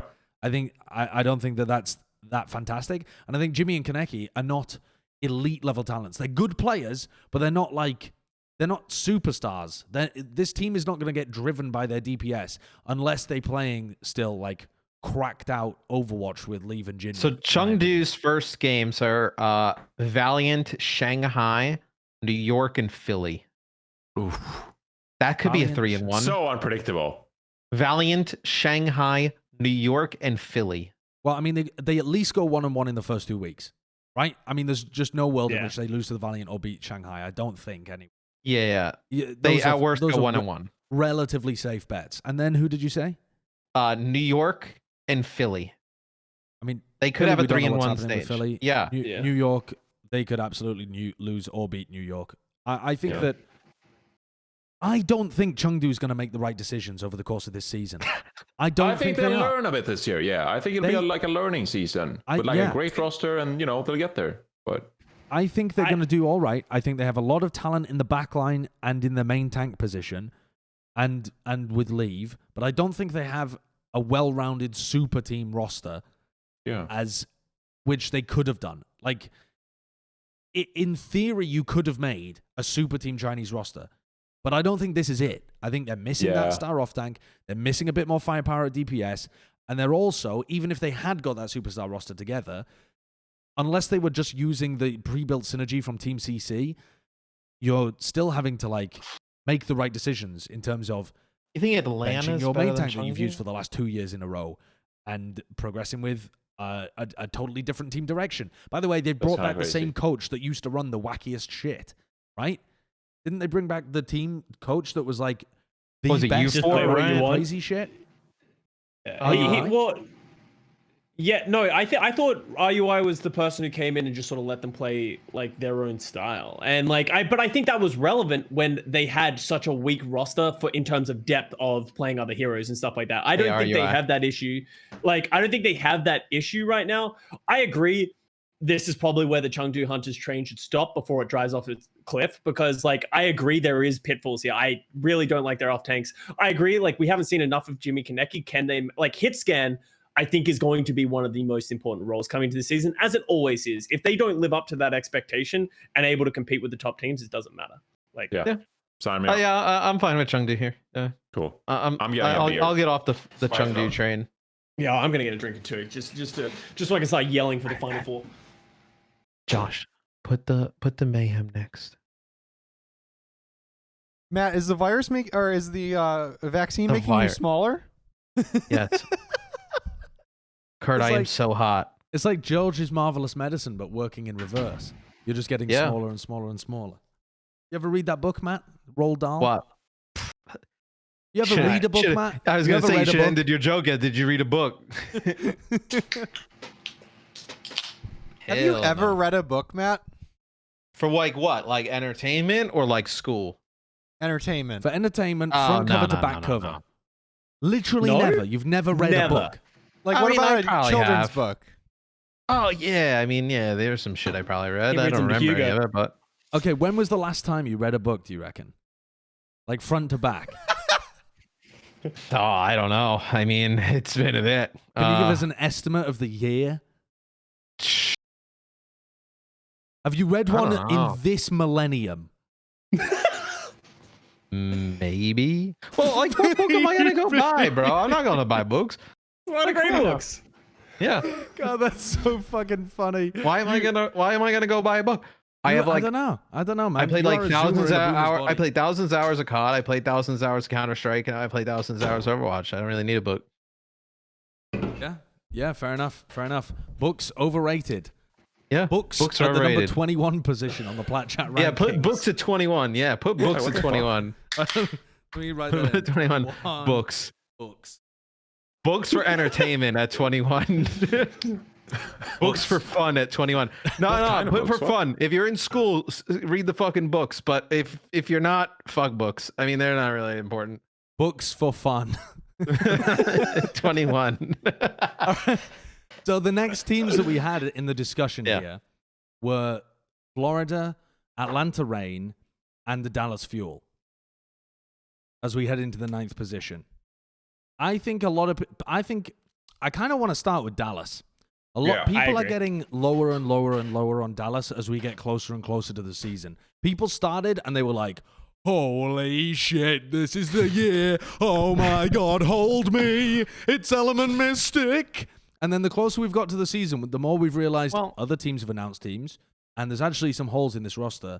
And we're starting in a rush meta. And I think people are getting concerned about the how the expectations within Dallas are going to align with reality again. Get this first 4 games. Houston to kick things off. Then the Gladiators. Rough. After the Gladiators, they play the Justice. Rough. And then after the Justice, they play Boston. Those are 4 like pretty tough games. Yeah. I feel like I a team of worry this quality if they should beat Boston. Yes, they should be Boston. I worry if they do lose the other 3, the fans just go wild. The cycle of Dallas begins. Yeah. Oh yeah, the chatter starts to start already about Dallas. See, I think the issue that they're probably going to run into is if I'm looking at this roster, this is not the team I want to play Brawl with. This is the team that I want to play Double Bubble with. And I think they also run into the massive. This is just like the most enormous hole that I've ever seen, but they just don't have a Tracer player. Like, how is that a thing that you just don't have in 2021 for an Overwatch team? Like, even if we do go to like a double bubble or a dive meta, they don't have a Tracer player who can step up against some of the best teams. And that worries me a lot. They're such a Korean team that every iteration of like double bubble or some kind of harass comp would just be with Doha playing Sombra. I think they're just going to play Sombra all year long instead of the Tracer, and that's going to be their answer is to play instead Holy of the shit. teams that are going to or they'll That try scares and me play. even more. Like, the best case scenario, if you're looking at the Tracer hole being filled on Dallas, is that Sparkle plays it. And Sparkle is playing Tracer with Doha on Sombra. And that's what they'll try and run. And when you have a team like that, you are always incentivized to move away from the Tracer because Sparkle's better at literally everything else he's playing. He's better at, well, not literally everything else, that's hyperbole, but he's better at playing the Genji if you wanted to try and force that. He's better at playing the Echo if you wanted to try and force that. It's unlikely that this team is going to... Yeah, and I think instead, actually, they'll end up relying on XE's McCree a huge amount. I agree. And it'll make them slow-paced, and it'll make them readable. And I can't believe we're about to how far rank can you Atlanta get- Reign above Dallas Fuel. How far can you get doing that though? Like, well, the thing is like Josh said, and we talked about this on our Dallas team preview. Everybody was like so excited because this is really the first roster that was announced, and it was major changes like across the league. And then slowly everybody else started to add piece by piece by piece. And then when you got the full picture, you're like, oh, well, I mean, now you kind of stack them up against this team and that team. No, I was like, I still don't know if I trust Atlanta more. I am There's a really... chance Atlanta's better over multiple metas than Dallas is. Like, I think Dallas is high in a certain meta. I've been burnt by Atlanta, man. I've been burnt. Yeah. They have not shown any evidence that they can win against good teams. They have shown an entire season of evidence that they can't win against good teams. To have an off season where you've only bolstered the DPS line, which was already good, and yeah, don't get me wrong, they have a fucking awesome DPS line. It might be the best DPS line in the league. It really could be. Close to, yeah. In any meta, you could go in, and that could be the best DPS line. But they already had a kick-ass DPS line last year, in theory. It didn't quite work out like that, but that was not the thing that was losing them games. It wasn't a lack of firepower. Baby Babe was ripping people's heads off, but the team was playing just sloppy Overwatch. And they didn't have any synergy. They didn't understand how the metas work. They didn't play at a high tempo. They didn't put pressure on their opponents. They just beat up on the nerds. They shoved them into lockers and stole their lunch money and then, in turn, passed that lunch money on to the big boys in the league. But here's the question: is like they are once again the most Atlanta Reign team to ever exist. They have so much firepower, but I agree, their probably strategy is not going to be their saving grace. But I think a team like Atlanta with the firepower that they have, I think they can take Dallas Fuel's lunch money. I think on a certain day they can show up and be like, "Hey, Exie and Sparkle, you guys just can't do what you usually do because we're not playing your meta anymore." And then like all you need is Hawk and Gator to get a head full of steam and start playing their style of game. I think if they like really step up this season, like we were hoping they would last season, then I think they can be better. I'm not saying this team is going to take down the Shock or something like that, or the Gladiators. I just think this team has raw firepower to take down teams that aren't going to be coordinated. I feel like it's been such a fall from grace, though, for like the likes of Fearless and Hanbin on the side of Dallas Fuel to like not be able to at least compete with some of these other teams when it comes to the tank line. I understand that they probably mostly rely on XC and Sparkle, and you know they have their holes like we mentioned, but like the support line isn't terrible. I kind of like the vibe they got going with, especially, you know, with the coaching staff like Rush as well. And then you have a solid tank line. Like, I think that's enough to beat most teams in the NA region. I know that all teams have taken like a step up and we're talking about the level of play, etc. But like, that's a good base. And I feel like, yeah, they have some holes, but they're able to find wins. I don't think they're going to be the team that is always so close to winning, but like never does it. I think Dallas will more be like the team that finds a way to get those wins, even though it's not super impressive.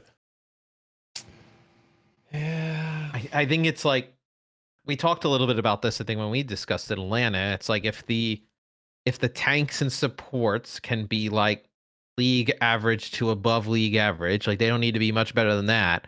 Like, can Kai, Edison, and Pelican do enough to just put you over the top in some of these games? I don't think you can put your faith in like Gator and Hawk and Iris and Masa to like to be average to above average. I look. I don't think they need to be world beaters with those DPS. Like, I was one of the people who were bullish on the Atlanta Reign, but until proven otherwise, I don't want to say that they're top 8. I feel like that's how I I feel as well. I am happy in this off season to be low on Atlanta compared to what is real, because they have not given me a genuine like reason beyond the DPS line to be excited. No, the DPS line is exciting, but they haven't shown that they can actually translate that into wins in the previous season even. Yeah. So if they couldn't do that in the previous season, is this DPS line that much better that they can do it this year with better competition? For all we know, they'll bench Edison for no reason. They won't tell us for 90% of the year. Yeah, and he'll end up on Shanghai. Okay. So I also think we're very hard on Dallas just because of like, I think it's the thing to do right now. I'm more than happy to concede that Atlanta Reign is worse than Dallas Fuel. Well, what about the Mayhem? What about the Mayhem? That's where I want to go. I think Atlanta is definitely better than the Florida Mayhem. I am not happy with the... I guess definitely is a strong word, but I just don't like the additions and the changes that they've made. I will be honest, I'm not 100% sure what Checkmate, like how much he's going to bring to this roster, because my problem with BKB Yaki is they were great when they could play their signature heroes, but they didn't have the depth, and like sometimes they didn't have the heroes. If Checkmate feels that's great, but I don't know, like Slime we haven't seen play in like a year and a half, and then we have OGE who has just been so hot and cold, and I think he requires so many resources to play the game. Do you think he can do better on a Korean team? Do you think? Do you look? I know there's been some stuff there, but do you not have faith in Kuki to like figure this team out? Come on, I have more faith in Kuki than in Brad. Oh yeah, 100%. We've had the Brad conversation on Plat chat. Love the guy, wanting to become a general manager, but like as a proper strategic structure head coach, I have more faith in Kuki with this team. I just think the firepower of Atlanta is just going to be too much, and I think the other people are going to be able to match up against this roster. I feel the same about OG as I do about Atlanta. You have burnt me before, you bastards, and I no longer believe in you. And I am, so the solution is to put OG in a Korean team with like a good strategic coach, and the Atlanta team is just like, yeah, we put some more spice on the firepower. Yes, they haven't. I don't think Atlanta have gone the right way around solving their core problem, but I also think that Florida may. I think it's possible that Florida could have taken a step backwards. I don't think it's. Yeah, I think so too, but I don't think it's likely. I think they're probably pretty similar, but I don't know whether that's enough as well. Trying to look up, but the stats live is broken. I was like, how much did Slime actually play last year when he went over to Seoul? Did he not play at all? I don't think he played. He did play. He played like a couple. He played a little bit. I remember he subbing in for a couple. Like what? Like so? I guess like he played a little bit. I mean, he played at the beginning with Vancouver, but like I mean, this I mean- is going back into the league after like kind of a long But the dude layoff. was excellent. If he can get, Oh anywhere yeah, I near mean to he his was form, incredible. He was. He's gonna be much better than Chris tomorrow. Yeah, I mean he could show Yeah. up and he'll be fine. Yeah, This it's- is Brawl as well, which is the most similar thing to Goats, which is Yeah. which was what he excelled in as well. So yeah. OG Reinhardt.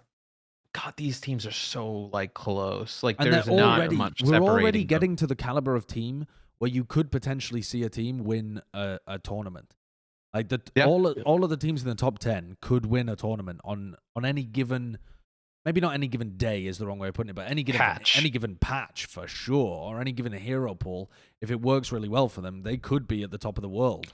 It would be unlikely, but it's possible. I do share your lack of faith in Florida Mayhem. I think that OG is probably going to be one of those players that goes down in history as just wasted potential. As somebody that no one could ever really figure out how to make him work on a team and make him elite. You I think don't he's think got he could have a so- Sato type of come up with the right group around him? The difference with Sado, though, the reason why I was really high on Sado in the year that they Yeah. shit the bed was because I looked at what Sado was doing, and I think that he was making the right decisions, but the team wasn't on the right page. Like he had an idea of how he wanted to play, and it could have worked if the team was playing around him, but the whole team was just lost in that meta. Whereas when I watch OG play, I think he plays like it's a ranked game a lot of the time. Like the decision making is individualistic to a fault. And I think that is going to be, I think it's kind of baked into his core.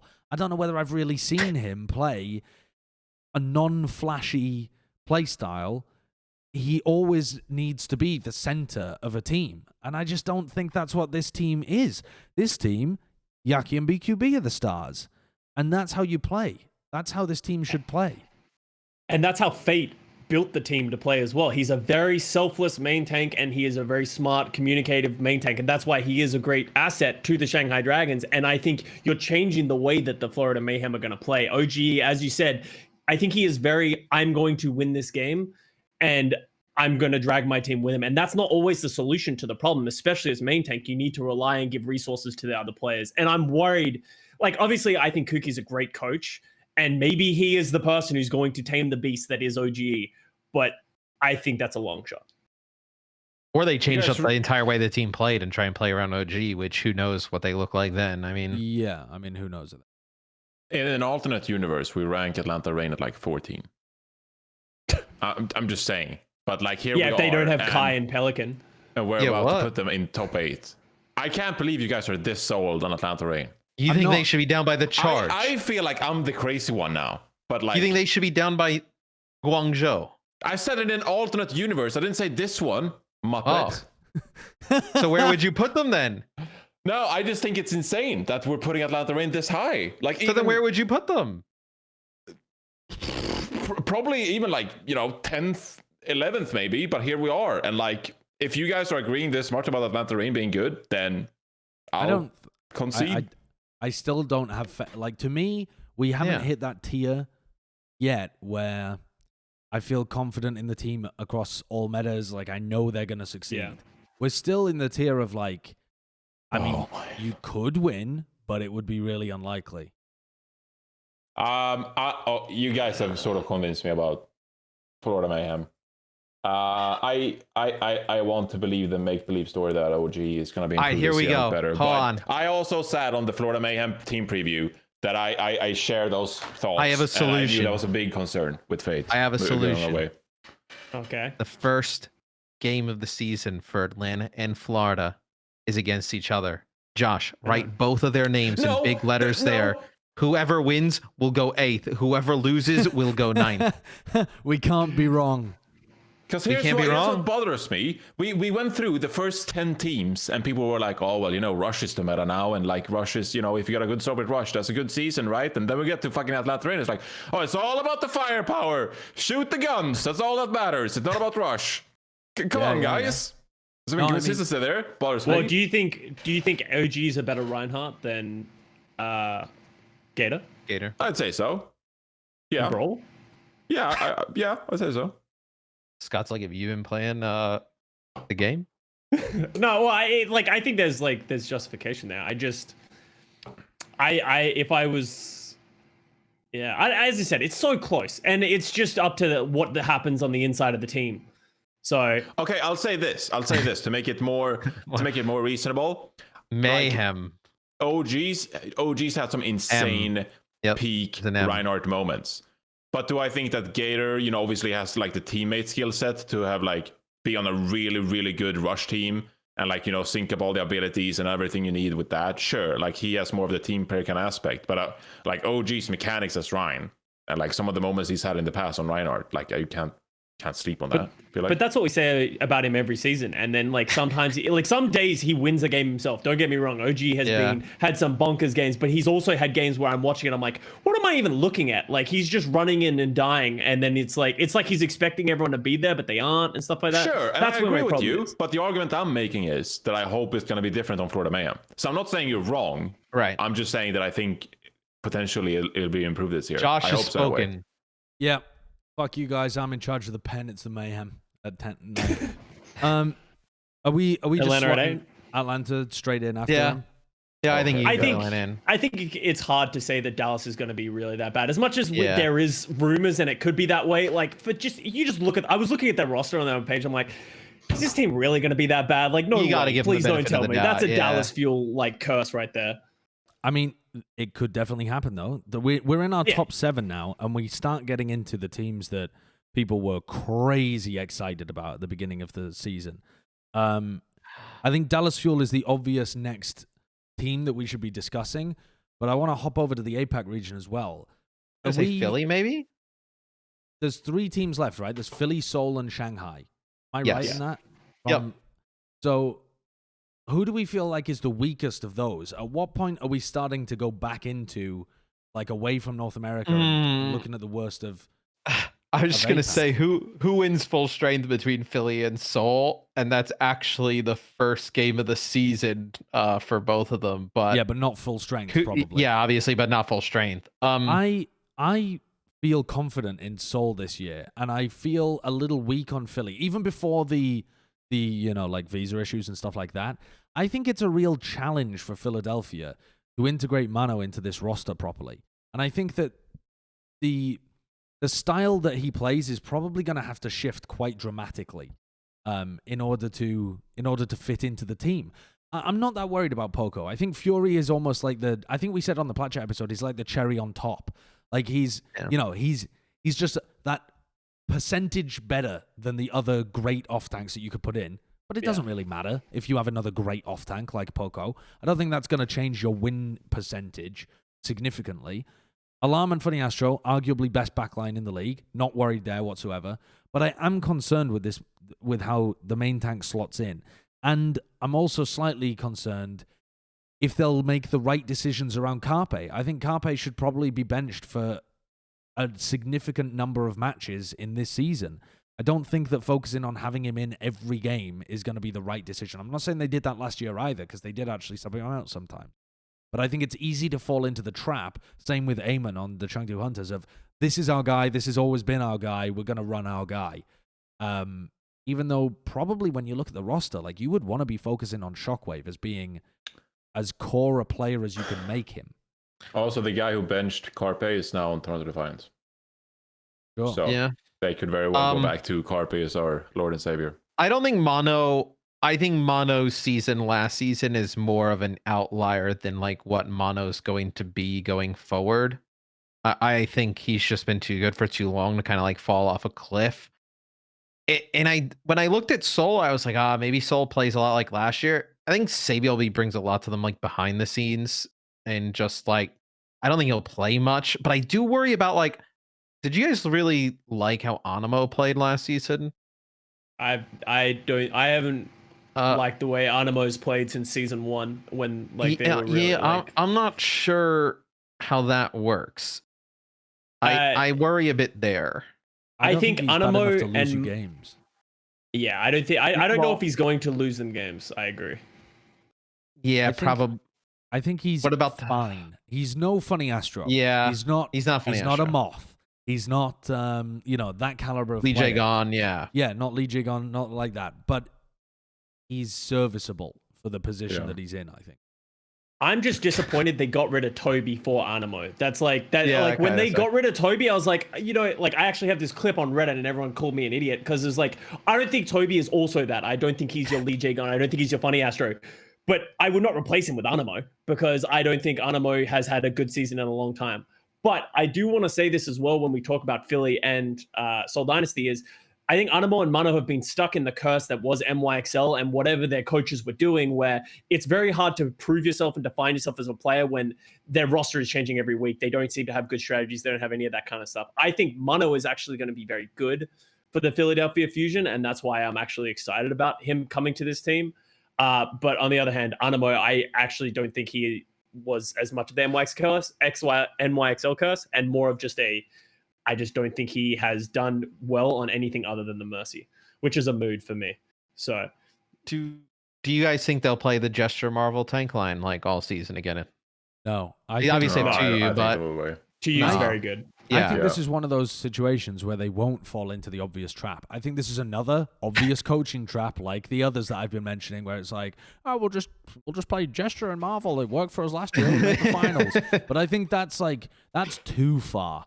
Like you've got Marvel now. They've been running him in the preseason games that we've seen. Marvel was playing main tank and swapping in and out with Gesture. It seems like they have a system that they want to run. Tuyu got brought back to the team and put into the main position. We aren't in a Sigma meta, so there's no reason to even play Marvel as an off tank anymore.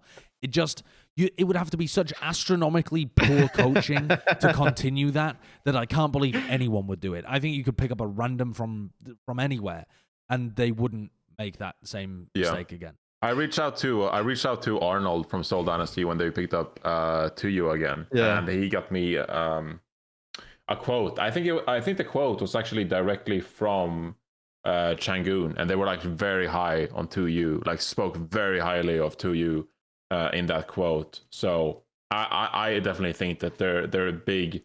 He's part of their plan this year, absolutely. So I also think that Seoul Dynasty, like with the additions this year, like if they're just a bit more consistent in the regular season, and then like fire up the nitro boosters come playoffs, and like when it really matters, like we know that Gesture and Profi can do. Also, it's fair to have the conversation like, did they get lucky with the Gesture Roadhog meta in the playoffs, and like have they been lucky those couple of times? That's fair. But like I do think there is, I do think that they still have that X factor come playoffs, and if they can just shore up like some of the inconsistencies and like make things good, I think Bedoshi not being a shot call on this team is going to help with that consistency. I think I'm pretty bullish on Seoul Dynasty as well. I don't think they're going to be amazing like in the regular season, but I don't think they're aiming to be like amazing in the regular season. Like they just want to win playoffs games, and you're a Seoul fan. You just want them to be consistent. I mean, last year's like just don't make me worry. Roller coaster. And I think Animal and main support could even help with that. Like, it's not going to look spectacular. It's not going to be in the kill feed. But, hopefully it's consistent. And then come playoffs, like, that's when they really all shine. Okay. It sounds like we're saying that Philly would be lower than Seoul. That's tough. Okay, all right. Let me ask you an easier question. Are both of those teams better than the Dallas Fuel? Yes. Probably. Yeah, I'd say so. Yeah. Well, I mean, look, the shit with high ping for Fusion is really bothering me. But if we have some like clause here for next week, then I'm fine. We'll put an asterisk next to the Philadelphia Fusion, saying, assuming that. I mean, we've actually used up our asterisk space at the bottom by putting books for fun at number 21, so I'll have to rub that out. But we can write at the bottom something about ping. Yeah. Just add 2 more slots and put one for the Fusion on high ping, and then with who knows, and then one for the Fusion that we would want to see. Okay, right. So what? Down at number 21 is, instead of books for fun, it's Fusion on 250 ping. I mean, Fusion with 250 ping, I probably put it. I don't know. I probably put them a little bit higher than 22. Okay. So it sounds like we're leaning towards Dallas Fuel at number 7. I think that's reasonable. I think feel with like the holes we've that missed they a have, team. I don't know how we've ended up. So the teams. No, I have my thing here. We have okay. the 7. The 2 that we haven't talked. The 4 that we haven't talked about is Shanghai Dragons, San Francisco Shock, Washington Justice, and Los Angeles Gladiators. But I think all of those teams are higher than the 3 that we're talking about. All those teams deserve to not be talked about yet. Yeah. Okay, Yeah. so then Dallas Fuel, right? I do think that the issues with the Dallas Fuel are clear and have been discussed, and it's like the popular thing is to be like down on Dallas as we enter the season so you don't get burnt. I swear it's all the Dallas fans deliberately trying to put fucking bad energy out into the universe in the hope that the cycle of misery will just be broken by going off a cliff. The cycle just rolls off a cliff and you can't get any worse. And suddenly all of the wins look like, oh, wow, I didn't expect that. Oh, wow, they beat... Holy shit, they beat Houston in the opening match? Oh my God. Like that, I think the fans are deliberately trying to dampen it so that they can get excited about anything again. But the Philadelphia Fusion and the Seoul Dynasty still have their own issues. Massive inconsistency problems that we don't exactly know are going to be solved on Seoul. And the Philadelphia Fusion, to me, whenever I look at it, is just like, I don't exactly know how Mana is going to perform. You're all confident that Dallas is going to be worse than both of them? I think just from what we've heard and from the matches that we've seen them play, it just hasn't been inspiring. It doesn't seem like it's all coming together for a team that theoretically should have a ton of synergy. I would also say if we put them in 7th overall, they're still top 4 in NA. Because you have Justice, Shock, and Gladiators still left. Not like top 4 in NA is still potential to get to a stage final or whatnot and win. It's not like we're putting them at 15th here. I still think they're gonna be like, if the meta goes right, like they're a top 10 team like you mentioned. If the meta goes right and it goes their way, they can easily go from 4th in NA to 2nd in NA and then have a chance to win a stage playoff. I think there's so many holes that you probably run into more metas that they have holes in than ones that they would kind of hit that dominant stride in. And I say that just because I think the other 3 teams above them just are way more consistent. I also think you need to enter we're in the top 7 now, which I think any of these teams potentially could win the whole league. Obviously, Dallas is a very, very long Hail Mary, but I think I don't see Atlanta or Mayhem winning the whole league. So I think we're in this stage where, as much as Dallas is 7th, in a season where everything comes together, Dallas curse is broken and the synergy comes, I think they can potentially win. Yeah, the break point. Yeah, exactly. This is the break point. Yeah. Oh, we're making tier lists now? I like the idea of the tier as well. Yeah. Because I think, I think there's other places where you could draw. Yeah. Oh God. Is this Bren approved? A little bit. Yeah. I don't know where this one is, actually. I don't feel good. Yeah, that one's very convoluted. Yeah, that one may be at the 8. Yeah, that may just be fine right there. Yeah, I don't feel confident. Touch that one. Huh? No, I don't think you can put MYX on Jurassic No. Take that away. He's just drawing shit now. I think it's above MYXL. If you are going to do it, I think Atlanta Mayhem and Chengdu are above all the other teams. Yeah. And I think that's where I'd be confident. Yeah, I think that's pretty. Has Chengdu just sucked the Mayhem and the Rain into the Chengdu zone, and they've just taken the Chengdu zone into the middle of the pack and just sucked them up? All right. Okay. So after Dallas, we have number 6. Philly. God damn. Man, Philly was so good last year. Yeah. Philly was unbelievably good last year. I feel like people forget because they flopped in the Final 4, but Philadelphia had a better regular season record than the San Francisco Shock. They were dominant all season. I know that I said in the team preview that last year was their year. They're not going to do as well this year. And okay, this entire discussion that we're having right now might just be boomed by them having visa issues. But my God, they were really fucking good last year. If I knew Philly was at full strength, I would put them over Seoul.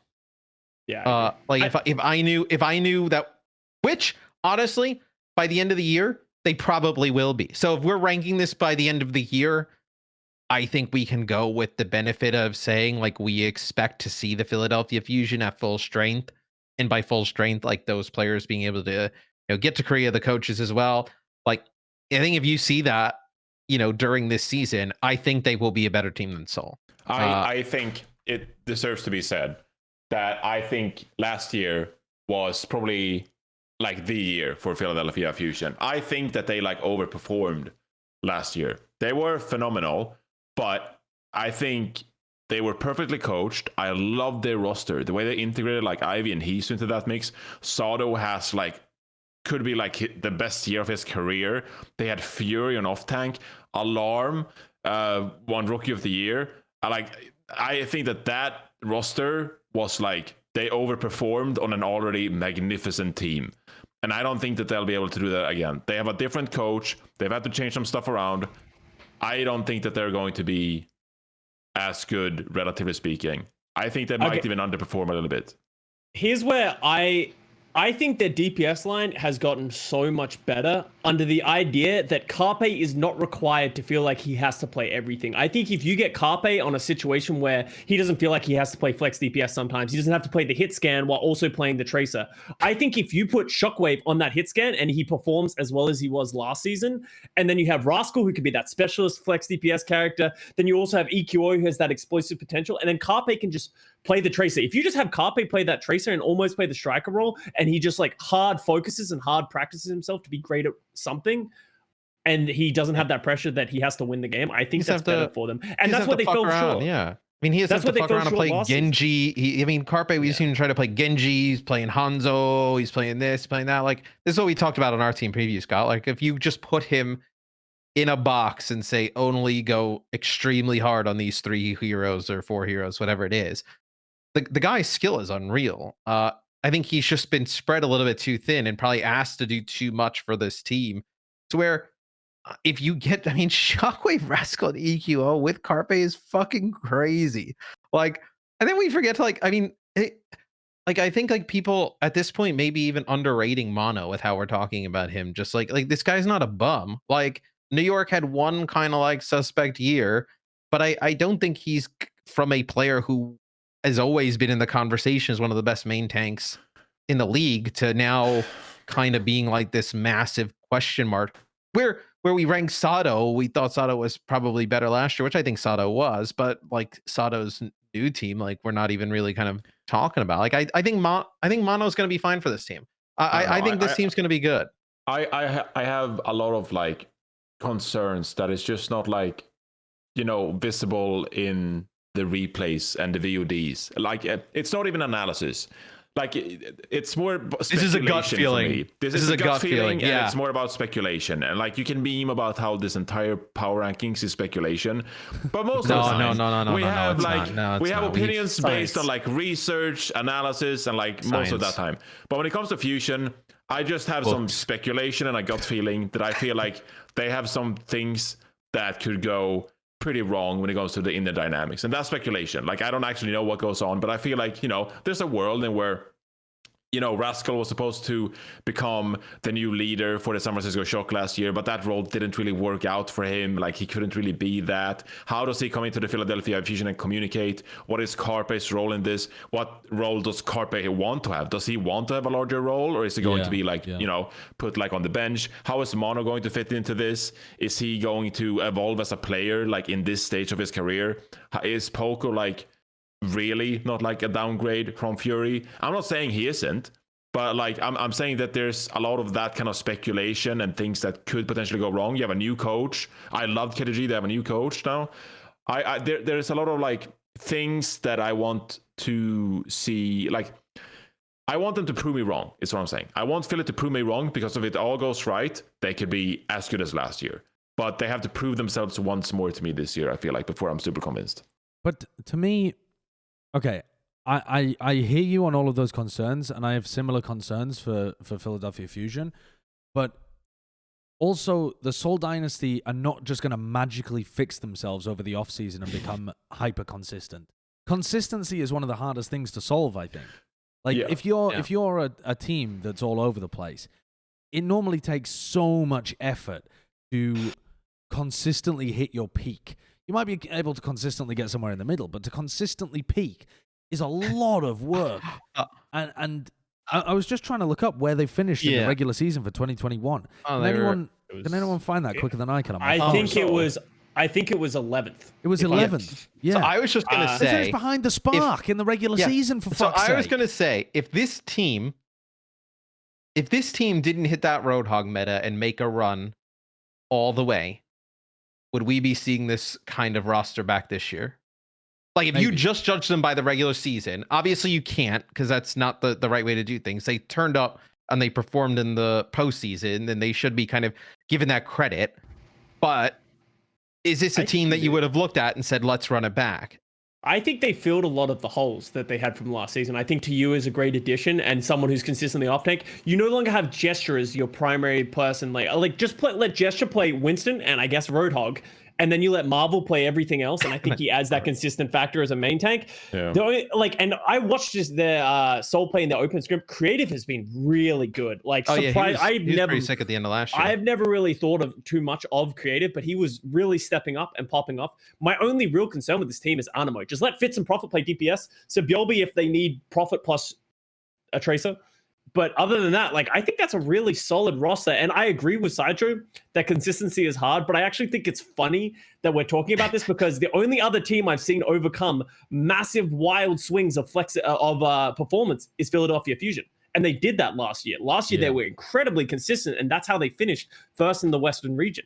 But they also they bolstered their roster so much from one year to another. They made large changes. I mean, they brought in Alarm at the backline position. That's a huge upgrade over Boombox. That's bigger than anything that the Soul Dynasty has done. Then they had then they bring Astro over in Neptuno. what's right? Fury. Funny Astro over Neptuno. Yeah. But hadn't that already happened towards the end Had of the that previous... happened? No, maybe it He was hadn't. on Atlanta. Astro's on Atlanta. He was, yeah, sorry. Yeah. I mean, that backline upgrade is enormous. Unbelievably huge. I don't think that I don't know, that change of identity Is Shockwave and Soul. Rascal? Yeah, I mean, because Here's the you thing. would look at like Shockwave and Rascal. If Philly were playing at their like max capacity, no visa issues, no ping, they're all settled down. They're in the T1 Academy in Seoul. They're surrounded by massively good infrastructure because that's the home of T1 is actually in Korea where they're going to be playing from. The same building that Faker's in. You get these guys all together. You're telling me that they aren't going to be in the mood to reproduce what they did last year? They would be. Yeah, that's true. I don't know, man. Like, I think that Philly might shit the bed this season if, like, problems happen. But it feels criminal to rate them underneath the 11th seed from the regular season last year. Like, I don't know. If they the only reason you would put them below Seoul is if you thought they just were never going to get everybody there and it was going to be kind of like a makeshift type of thing. Like, I think it's going to happen. And I think when they do, like, they probably have to win some games at that point. Like, who knows what their roster looks like at the start of the season? Maybe they have people playing on really high ping for what we know. But like that team, though, if they can get it to happen, and I think they're going to be motivated to make it work. And it seems like, Tucker and everybody at Philly, like they can move the mountains to make it happen. I really like that roster. I would that say team. For the sake of ranking, I would be happy putting Seoul at 6 and Philly at 5 with the asterisk in place. Because I feel like the fact that all the ping issues are like weighing down Fusion for me, but with like the asterisk in place there until like we figure it out, like okay, I'm fine with doing this. Yeah. So I mean, what? Alarm, Mono, Carpe, Rascal is probably good enough to win a few games in APAC. I mean, even just filling in the holes with, contenders players, you probably still have enough firepower to win some games. If you brought the Fusion from last year and they played in APAC this year, I think that team is competing with Shanghai to dominate. It's not just like they're not just trying to they're not just trying to like be the second best team. They're trying to actually beat Shanghai for the number 1 position, I think. I also think people disregard a lot of what Philly accomplished last season because they went to that Final Four, right, and they got destroyed. I think one of the main reasons they got to the end was they got there and it's like, hey, Hisu, you have to play hit scan against 3 of the best hit scans in the world, and he just fell so short.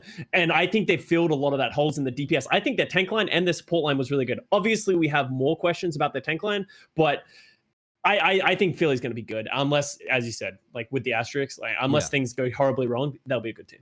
Okay, what about the next team? Because to me, I was almost, for the sake of time, I did not. But I almost, towards the end of that discussion, before we put these on the board, I almost wanted to throw in the Washington Justice into this like clusterfuck with the Fusion and Soul, because I think that Washington have got like this super team rep coming into this year, but their team, I think, is still somewhat unproven. It has some very highly rated rookie talent coming in, but I think it's hard to know exactly how well that's going to perform when it comes to the main stage. And some people have some fair questions about the backline. How do you think that's going to interact with their position on the board? Oh, I think I would personally have to put the Justice there. Like, I think they, out of the last, 4 teams, like, this is definitely like the weakest backline. I think I have like the most questions about it. And then also like what you're looking at, Decay, Tuba, Jerry. Like, I think Decay is a beast. Let me stop. Okay. What are you gonna say? Here's where you fucked up. I think Washington Justice have the best DPS lineup in the game with Assassin and Decay at the front. It's nuts. Yes. Oh, Assassin. I think I didn't see. I forgot Assassin. Yeah. Pump the brakes. Yeah. For a moment. I know what you're gonna say. I like Assassin on the roster, but I don't know if I think they have the best. The best? Number 1 is a hot take. But it's okay. I'm not gonna, because we do have some phenomenal ones, and like I think like I was gonna say it with Profit and Fitz. Like Profit and Fitz is insane as well, but like just in those 2 players, I have so much faith in them. Like I think just those 2 players makes me so confident that they are above, like they are 4, because I think everything else around them is really good. You got Mag, this rookie main tank that has so much hype around him, and then you have Fury, who we're talking about as the cherry on top. The question becomes Bebe Closer. Like, Bebe Closer has never impressed me, neither one of them, but I've heard good things from other people. So it's like, I'm just sort of taking their word for it. I think the tanks and Decay is absolutely sick. I mean, hell, we're probably going to do... I don't think that's the best DPS. We're probably going to do an episode about, like, Rookie of the Year and stuff like that, and who to keep your eye on maybe next week. But I wouldn't have had my eye on Assassin over people like Pelican in that position, to be honest. Yeah. Do you really think I watched Assassin play? I watched Assassin play in a Contenders VOD very recently, and like I haven't seen someone just dominating Contenders that hard in a long time. Like he's just been really good, and I think you put him in a situation where Decay is the superpower, and you just need to pull your weight. I think Assassin does such a good job in that situation, and like I don't know. I just think it's such a well-rounded team that I think this is going to be really good. I was really worried when it was just Tuba, and then they had yeah, definitely. Well, no, I'm good. I mean, exactly. That's the thing that really tips it over the edge. But how? I mean, they have a weaker backline than Shock. They have a weaker backline than Shanghai. They have a weaker backline than the Gladiators. They have a weaker backline than Philly. Than Philly, by far. I mean, they have a weaker backline than Philly. They probably have a weaker backline than Seoul. You're getting down to... no. You don't think? Yeah, I don't agree with that. No. I don't know, yeah. I don't Creative rate Bebe Animo, as highly as I rate Creative. I think that makes the difference. Creative maybe but the I best think out of all of closes them, so much better than Animo. He closes so much better than I don't Animo. think he's so much. Really? Closer of I think Dallas you guys Fuel don't realize fame. how low my Animo like ranking is. okay, I don't think closing is incredible, but I don't think Animo is very good. I'm just happy to be here. Like, I don't know if even if those 4 players are like insane, is that enough to get them over any of the other teams that you would have in the top I kind 3? of want to put Gladiators at 4. Oh no! Okay. What? Okay. Okay, here we go. Get him out. You go. Get him out. Yeah, you explain that one. Do you think that the tank line of Muse and Space is better than Mag and Fury? No. No, I don't. I think it's equivalent. Do you think that the DPS line of Birdring and Kevster is better And Mirror. than Decay and Assassin? In mirror. Yeah. God almighty, Birdring Kevster could pound though as well. But we talk of Shu and Moth is like so much better. Yeah, I mean, you leave that out. I did not speak about the backline for a reason. But also, the other reason that I have a lot of confidence in the Gladiators, which you won't understand this if you were only a fan of last year's Overwatch League, but I think Gladiators will have a better system than the Washington Justice going into this year. I think their players are really smart, the players that they've got on the Gladiators. And I think that now that they've got like a retooled team with a huge amount of experience and like players that know how to win on that team, I think that they are not going to run into any of the struggles from last year. Whereas I think the Washington Justice might struggle from like super team syndrome a little bit, where they have too many good players. I went to go find out, like, because I believe they picked up Kevster in the middle of the season last year. Did he ever actually make it to the States? Or is he playing? No, he was there the whole time. But oh, he was? Yeah. But was No, he there? was he? No, he wasn't. Wait, no, they he had got picked up in Jaru? June. He got picked up in June. Yeah. They had Jaru. No, because they had Jaru, Mirror, I spoke to and DP. They were working on getting Kevster over for this year. Yeah. But he couldn't even promise me They got Kevster Really? June 16th. Wow. Was he playing online most of last year? He Like, was if playing- he's he was here playing on now, high I mean, ping. that is. He was playing on if ping the he's- whole time. The dude And is the one of the most funniest talented part is, players in the whole league. He's unreal. I mean, we're talking about Shockwave. Shockwave's like mini Kevster. Kevster's a fucking beast. He's unbelievable. You want to hear something funny? The Paintbrush left the team on the 7th. They bring in Kevster on the 16th. And then on June 20th, Sideshow's 14-day contract expired. That's what Wikipedia Yep. so I'm he a wasn't here stain. for he wasn't here for all of last year. That's what June is like. Get out of Stage- here. Sorry, get out of here. Stage 3.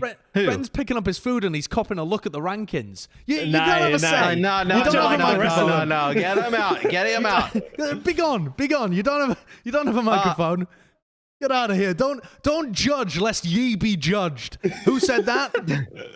Prophet, I think, last season or something. I can't remember who said it. Kevster with the team in NA would be. I mean, that is a huge improvement over him playing Birdering online. last season, at the end of last season, I feel like a lot of people forget. Like, we had massive concerns last season going into it. Remember, last time we did the powering, it's like, is Birdering washed? Like, is he going to be able to perform? End of last season, he put that to bed. He was so good at the end of last season. You put that with Kevster's just like raw power, and then you have Mirror's flexibility. It's like, I think it's really good. With Moth and Shoe, like, come on now. I think the Justice have to be until we see Bebe and Closer play, they have to be fourth. Like if we see them play and they are good, then I think we can have a conversation. What do you So you all think this is the year that like DP fulfills the prophecy? Yes. What's the I think it prophecy? could be. I don't know, being good. They make it to the Holy Land. The thing is, They've though, always had a good roster, but never lived up to that expectation. always Is what I actually, think like- Johnny is. But they never had a They've always roster been a like this, disappointing though. team. They've always had like decent results, you know. I would say They- that the Gladiators have had better than expected results some seasons as well, though. Yeah. They finished 5th in the Season two. Was it the season 2? 2019, right? I think. Yeah. I mean, they've 2019, always been yeah. like top 6, top 7, you know. But they never they've had a always been good. roster. They never had a roster like this, though. This roster has like limited holes. I mean, like almost. I don't Yeah. even, What are you gonna say? is I think the you're gonna say something- Justice- Is the Justice actually lower than 4th? Though? No. Because I think that the Justice has a huge amount of star power on that team. Massive star power. They have runaway DPS, very highly rated. They have Decay. People fucking loved him. They were cream in their pants. They also hated the fact that he made Justice go on a long run through the playoffs because they were using a rule loophole. Then they've got the Mag, incredible, like Rookie of the Year candidate immediately. Like he's your number 1 for Rookie of the Year probably. And Fury, unreal talent. But what I'm You need concerned a big butt. about, I'm just saying. You need a big Yeah. butt. Is What I'm Bebe Closer a big enough butt? yeah. Well, what I'm concerned about is how they actually put this team together. How they put the team together, what the coaching structure looks like, and how they. I don't think it's good enough to just get good players and assume you have a good team. I think that you also need an idea of how the players fit together. There's a lot of star talent here that has been like the star talent on teams that they've played with in the past. And I think that I don't know, man. I think that they have a lot of. You look at the roster and you can't help but consider them to be a top team. See, I honestly, okay, this But they haven't this might be proven my hot anything. take then. Fusion is Here we proven go, anything. Johnny. Here we go, Johnny. That people are just gonna be like looking Here we back go. at me and just like, but like, do you not feel that same way about Gladiators? Like even a little bit? Like, yeah, I understand that. Like, Moth is incredible main support. Like, you know, top 3 main support, if you will. Like Bren even voted him MVP or whatever last season. But then like, okay, you throw in Shu here as well. And like you bring in Muse and like integrating with Space, like they still have some of those issues as well. And I feel like when you bring in half a team, even though like they're great players, that doesn't, you know, mean that they're coming into a system. They still have to adjust. That's a lot of pieces that have to adjust. I think the It's a Gladiators DP players, system. the Gladiators players aren't star focal players. A lot of them are like team players. Shu didn't stand out on his former team. He was just sick as fuck. Moth wasn't the like player that you built the team around. Muse was not like what I'm trying to get at here is they're not players that demand a lot of resources and are the center of how a team is being built. I think when you put a lot of those kind of players together, it can lead to problems. And I worry about that with the Washington Justice because they have so much star power, but also all of those players were the focal points of their teams in the past. I mean, See, I would almost like disagree because I would say that like you look at someone like Fury and how he transitioned from London Spitfire to Philadelphia Fusion almost like seamlessly.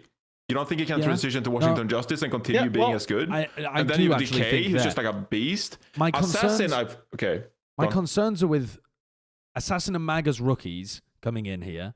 Even I don't doubt their individual skill in any sense. But I think when you have those 2 core components coming in as rookie players, then you also have Decay, anytime you build a team, it's going to be built around Decay.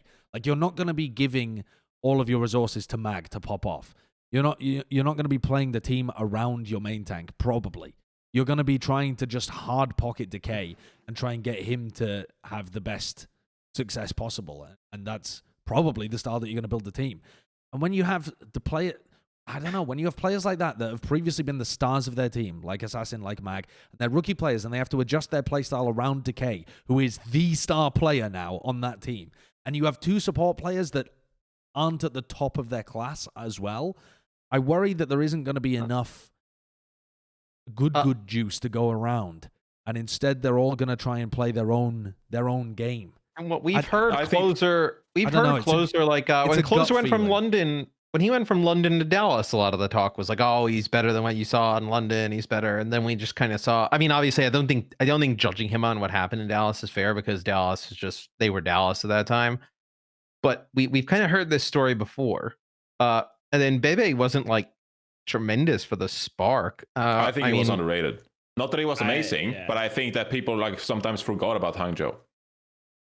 I also want to bring up as well that I actually saw a clip recently of Packing 10 talking about how they Valiant really wanted Closer from Dallas Fuel after the season, and they were saying like, I trust Packing 10 and the Valiant scouting back then. Like, I think if they recognized that Closer was really good and would fit the team really well, I trust that. Like, I'm like you, I've never been super impressed by Closer. Yeah. Bebe Closer is my weakness of this team, but I can't justifiably put a questionable Fusion and an inconsistent Soul above the star power of this Washington Justice. This team's Fair game enough. plan is clear. It's like, can Decay, Assassin, Mag, and Fury dunk on the other team hard enough that like whatever They don't need to be issues healed. they may have in the support line, are just don't matter, right? Yep. I fair enough. feel like You there's have- definitely a universe where like the players on Washington are just so good that they just like type LOL in chat and move past all of like your worries. And they're just like, Sure. yeah, we know that Yeah. he's K6, so we're going to play around him. Yeah, like Mag, there's a reason that people separated him from a tier with Muse and the other main tanks in Korea contenders. Like, Oh, yeah, we he knew was that definitely Muse the was good best. in Korean contenders, but like, you know, they still separated a tier because they knew Mag was just so much better. And so I don't take the Gladiators for granted. I think they have a lot of star players, and I think, you know, best case scenario, like they're competing for the title, but I don't want to take it out for granted. Whereas I think Washington Justice, they're so packed on every position that I think they will figure it out. Is there I a tier break? I think Washington Justice will continue to be the team that is it right, the term like spites people, that they're like, people will like have a problem with them being so good Like they'll try to break them down because they'll be so good, and people will be like, this fucking Justice roster, they like have it all and they're so good, like they don't deserve They're going to to be the this heels good. of the league, you think? Yeah, I think they could very much tell that, and just like like what happens if they come out and beat the Gladiators? Like I think a lot of people will actually be like, you're fucking Washington Justice. We like Gladiators. They have Moth, they have Kevsu, who's so exciting. They have so many good players, but like we like the Gladiators, but like here comes Washington Justice. Put like they just packed this bad boy with so many star players, and now they're just off to the races and just beating the NA region. I think that they could continue that sort of. I would love to see that happen, to be honest. Yeah, that'd be crazy. Okay, I think that this is pretty reasonable. Top 3. I think actually, I kind of want to. I know what you're gonna say.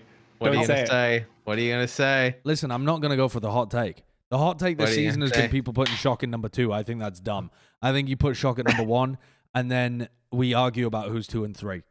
Because okay, I disagree, and it's interesting God, because I actually said in my power rankings that I was going to put Shock number 1 just because I trust Krusty. Nero's incredible. I think Glister can step into that role that Arns has, but I've talked myself into that. I think you put Fate's leadership at the forefront of the talent of the Shanghai Dragons. That I think it can be really good, and I think this could be the season that they take it over. Okay. And if Lip can learn to ENP one thing, then I think that'll be incredible. I can see where you're coming from, but also the Shock have won the league twice, and the Shock have won the league twice, and the Shock won the league twice, and they haven't lost the league since 2018. So that, I think, those are 4 good arguments why Shock should be in number 1. 3 new players, though. Like, we talk about it from Season 2 to Season 3. There wasn't a whole lot of change in that roster, right? They have 3 new players, and it's not like 3 players that are stepping into, like, not big shoes, right? FD God, is he going to be able to fill the role that Moth is? He's a player that goes for a lot more aggressive plays. All of a sudden, we have Glister, who was good on the London Spitfire, but is he Arns as good?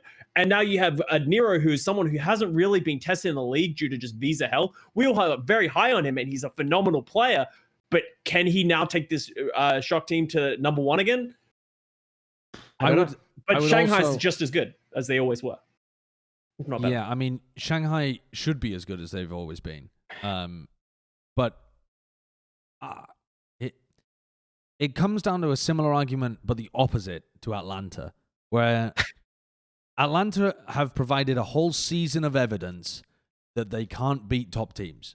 Even if they start beating top teams now, I think it's reasonable to underrate them coming into the season. The burden of proof is on them to prove that they are good, in my opinion. Yeah. Like that, I think, is the way that that I approach things. If you are good and you are beating people right now, then go into matches and prove it, and prove us wrong. Prove yourself from last year wrong. And for the Shock, the opposite, I feel, is Shock are the best until proven otherwise. Until they lose, until they look weak, until they can sustain significant losses. I don't know. You can't doubt them. Until you see them getting beat, not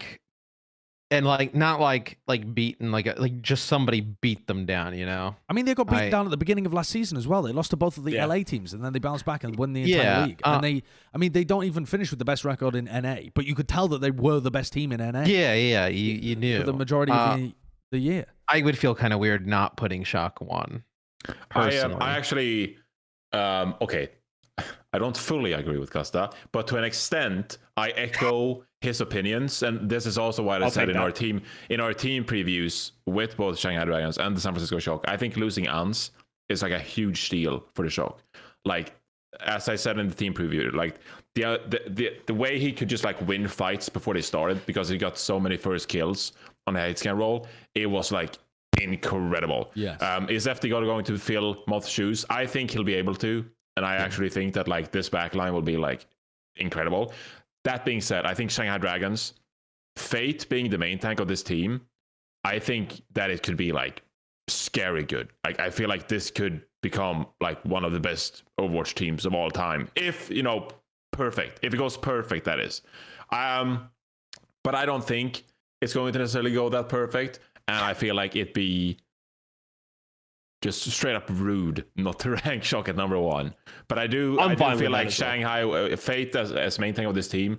I don't know if I want to say this is an upgrade, but like I think it's a good fit. I think it's a really good fit for Fate to be on this team. Yeah, and as long as like they don't mess it up, I think it's really I was worried when it first got announced because I thought that it might be like Moon and Fate just off on their own little adventure, changing. Yeah, Scott's trying to get back on the payroll too. He's trying to get back on the payroll. Hit me as up, well. dude. Let's get a reunion. Yeah, he's like, yo, Moon, let's squash the beef, bro. I'll come to Shanghai. I'll be I'm there. still smart. Yeah. But I don't think that is going to happen. When we saw them play in the preseason, the way that they appear to be approaching things, they know what worked last year. And I think they're trying to slot Fate in rather than make the team fit to Fate, which I think is absolutely the best thing to do. I just thought it might be one of the coaching traps that I'm talking about would be, oh, I know Fate's great. Let's kind of change the team around him. I also think the addition of Erster could be enormous for this team. Yeah. I think that last year people forget that the Shanghai Dragons actually looked kind of bad during the Summer Showdown meta. The meta where you had to play the Genji as the hard carry for the team, they ended up losing to the Guangzhou Charge because Fleder could not understand how to play the carry style of Genji. He was totally lost when he was playing it, which is wild because Fleder ended up winning the MVP and he was amazing at everything else that he did. But I think Erster's the opposite of Fleder whilst playing all of the same heroes. He's the big dick guy. He's going to go in there, take all the resources, and carry your games. That's not what Fleder does. Fleder plays very intelligently around his team and his timings and how his tanks are making space for him. But this is just such a fierce roster now. I will say my only problem with it is last year they actually failed to integrate different looks in their team. DM, whenever they tried to run DM, whenever they had like sniper metas, they actually kind of sucked at them. They didn't do well compared to what you expected their success rate to be. So there's no guarantee that when they sub in DM at the right positions or when they sub in Erster in the right moments, that they're actually going to be able to make it work as a team. This was a team. Well, I think Fate helps with that, and that's why I think it's a good fit. Yeah, could do. If people forget, I think even before last season when we did our editorial piece for the league, and we assumed that Atlanta wasn't going to bench Erster the whole year, like we were like thinking he could be like an MVP candidate. Like, that's how good Erster is. Yeah, he is sick. I did. I also think too, Shanghai will have the benefit of like maybe if it doesn't like click straight away with Fate, like you kind of look like Fusion has an asterisk, like Seoul is kind of like a lot of like the teams that we have in that upper echelon, at least here, like we do have in NA, right? Where they'll be able to beat the Valiant, they'll be able to just like roll out a bit and beat some of these other teams, right? Like where Shock and Gladiator is going to be challenged pretty consistently with a lot of these teams. Yeah, I agree that I think we can just put Shock at number 1. That's who I had, and I agree with your point. Like until beaten, you can't really prove that otherwise. I do have way more concerns about the Shock heading into this season than I do the Shanghai Dragons, and that is where my issues raise. But I think that's completely fair. Where do the Gladiators fit in? Shut up. Number 3. Also, San Francisco, they did lose a couple of coaches as well. Like, is that going to be a big deal to lose Junkbuck and Arachne? Did they lose Krusty? We're now head coaches on Guangzhou and... They didn't lose Krusty. I'm okay. Yeah. I mean, that is roughly how I feel as well. Krusty's been able to coach up. As long as Krusty's there, yeah. I mean, put Brent on the coaching staff. I don't know. He's giving them bananas and back rubs. Yeah, just run the waters over. I'm interested in this idea though of I feel like it's incredibly unlikely that the Shock actually win a third time in a row. Like that seems unfathomable that they would be able to pull it off. Does everybody else share that similar opinion that it would be unbelievable if they won the third time in a row? Well, I don't feel like it's unbelievable. I don't think it'd be right unbelievable. Now. Yeah. No, you don't think so? I think that it's reasonable at this point. I think they're so good that they could go on and win a third, and that wouldn't be the holy shit they did the third time. Like if they won this year and then went into next year and was like, holy shit, they won 4 times in a row. Like that then you get into all-time esports. 4 times. I mean, bro, I'm at holy shit for 3. Yeah. I'm at fucking, that would be a holy shit. My yeah. fucking god. Yeah, how are you winning 3 times in a row? Don't get me wrong. The prospect of winning 3 times is holy shit. But I don't feel like, with this current roster and how good they are now, it's so reasonable for them to go and win it. Does that make sense? Yeah, I think Like the I'm holy separating shit the thing as well, achievement though. of winning 3 from like them winning isolated this year with this roster. But Is that unfair? I think also that it comes down to the fact that they've lost crucial pieces every year. Yeah. They lost their MVP arguably both years in a row. This year, They're with starting the to get loss chipped of, apart by the rest of the league. yeah, with the loss of Arns, they've done a great job at filling in those holes previously, and I think I really trust Krusty's scouting as well. But at some point, you gotta miss, don't you? At some point, Yeah. you just gotta miss. You gotta lose in a semi or something, you know. That's well, like I agree with Sideshow. The thing that's most impressive to me isn't like, you know, we've seen these crazy runs in like other competitions and sports and stuff like that. Usually when they make these crazy runs, they do it with the same team playing the same game. Like these guys are doing it with a completely different roster for 3 years, playing 3 different metas, going through Do like they? we went from goats to 2-2-2 to now having 3 replacement players. I think that would be a incredibly impressive and a testament to the management and coaching of the Shock, but also the players that have been there the whole time as well, like No, just being I so consistently good. I disagree with that. I think I actually disagree with that. I think that having a couple of like new blood in this roster is going to help revitalize the championship ambitions, and it's going to help the team. Like, hey, now FD got us here, and hey, now Glister is here. Like, we want to go win the championship, and like we want to be part of this entire culture, and that I think is going to. I think that's going to motivate some of the older players on this team as well. I say older, like they're all kids. We're old, Johnny. They're young. To get a third one, you know. I feel like that's good motivation for the rest of the team, and I think it's also good. Like if you're the same team for like 2 years, like at some point you're like, well, you know, I know these guys. You know, you start to care less. But I think having new blood in the team, I think is going to help motivate them. So I actually think that's good. I was just gonna say, I was like, I think having the new blood is great. I think they'll be extremely motivated, those players, to win. I was even almost like thinking like if the new players kind of hit their peak, is there even a world in which they're better? But I think then you kind of get back to the rest of the league. I think it's just upgraded so massively. Like I think we talked about it on the when we did the Shock team preview, right? Like Nero moving to the States, like coming back from Korea, where I think, you know, he was in visa hell for a while. He can now kind of like settle down, actually play, you know, with a team. I think putting Glister in this type of environment, maybe he develops even better than what we had thought.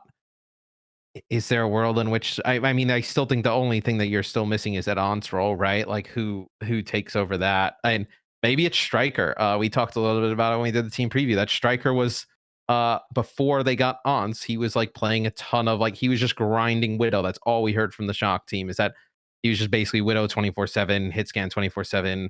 Wasn't really focused on the Tracer, but I think it's ridiculous because he's insane at Tracer. Like if there's ever opportunity to play him on Tracer, you should. But I mean, that's also, if you don't need a Tracer, maybe you playing him on hit scan. talking about like the MVP being Ants last year, somewhat ignores the fact that they had their most success in control maps, mostly because Striker's unbeatable when he comes to the Tracer.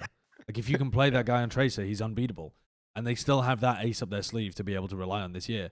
They've got a better Tracer player than, I mean, I guess the only teams that would contest them are the Gladiators, depending on who they put on Tracer. Well, not depending on who they put, but whoever they put on Tracer of like Kestra or Birdring, maybe they'd be able to step up a little bit. Decay on the Justice.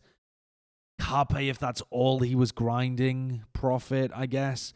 But there's nobody that you can point to and say they're going to win them control games against the Shock. There's just nobody. Yeah. It's crazy. Get out of here, you're drunk. All right, Wow. I have two questions for you because we feel like we've locked in this top 20. Yeah. What's the one team that we're going to be the most wrong about? In fact, it's a multi-pronged question. It's essentially two of the same questions.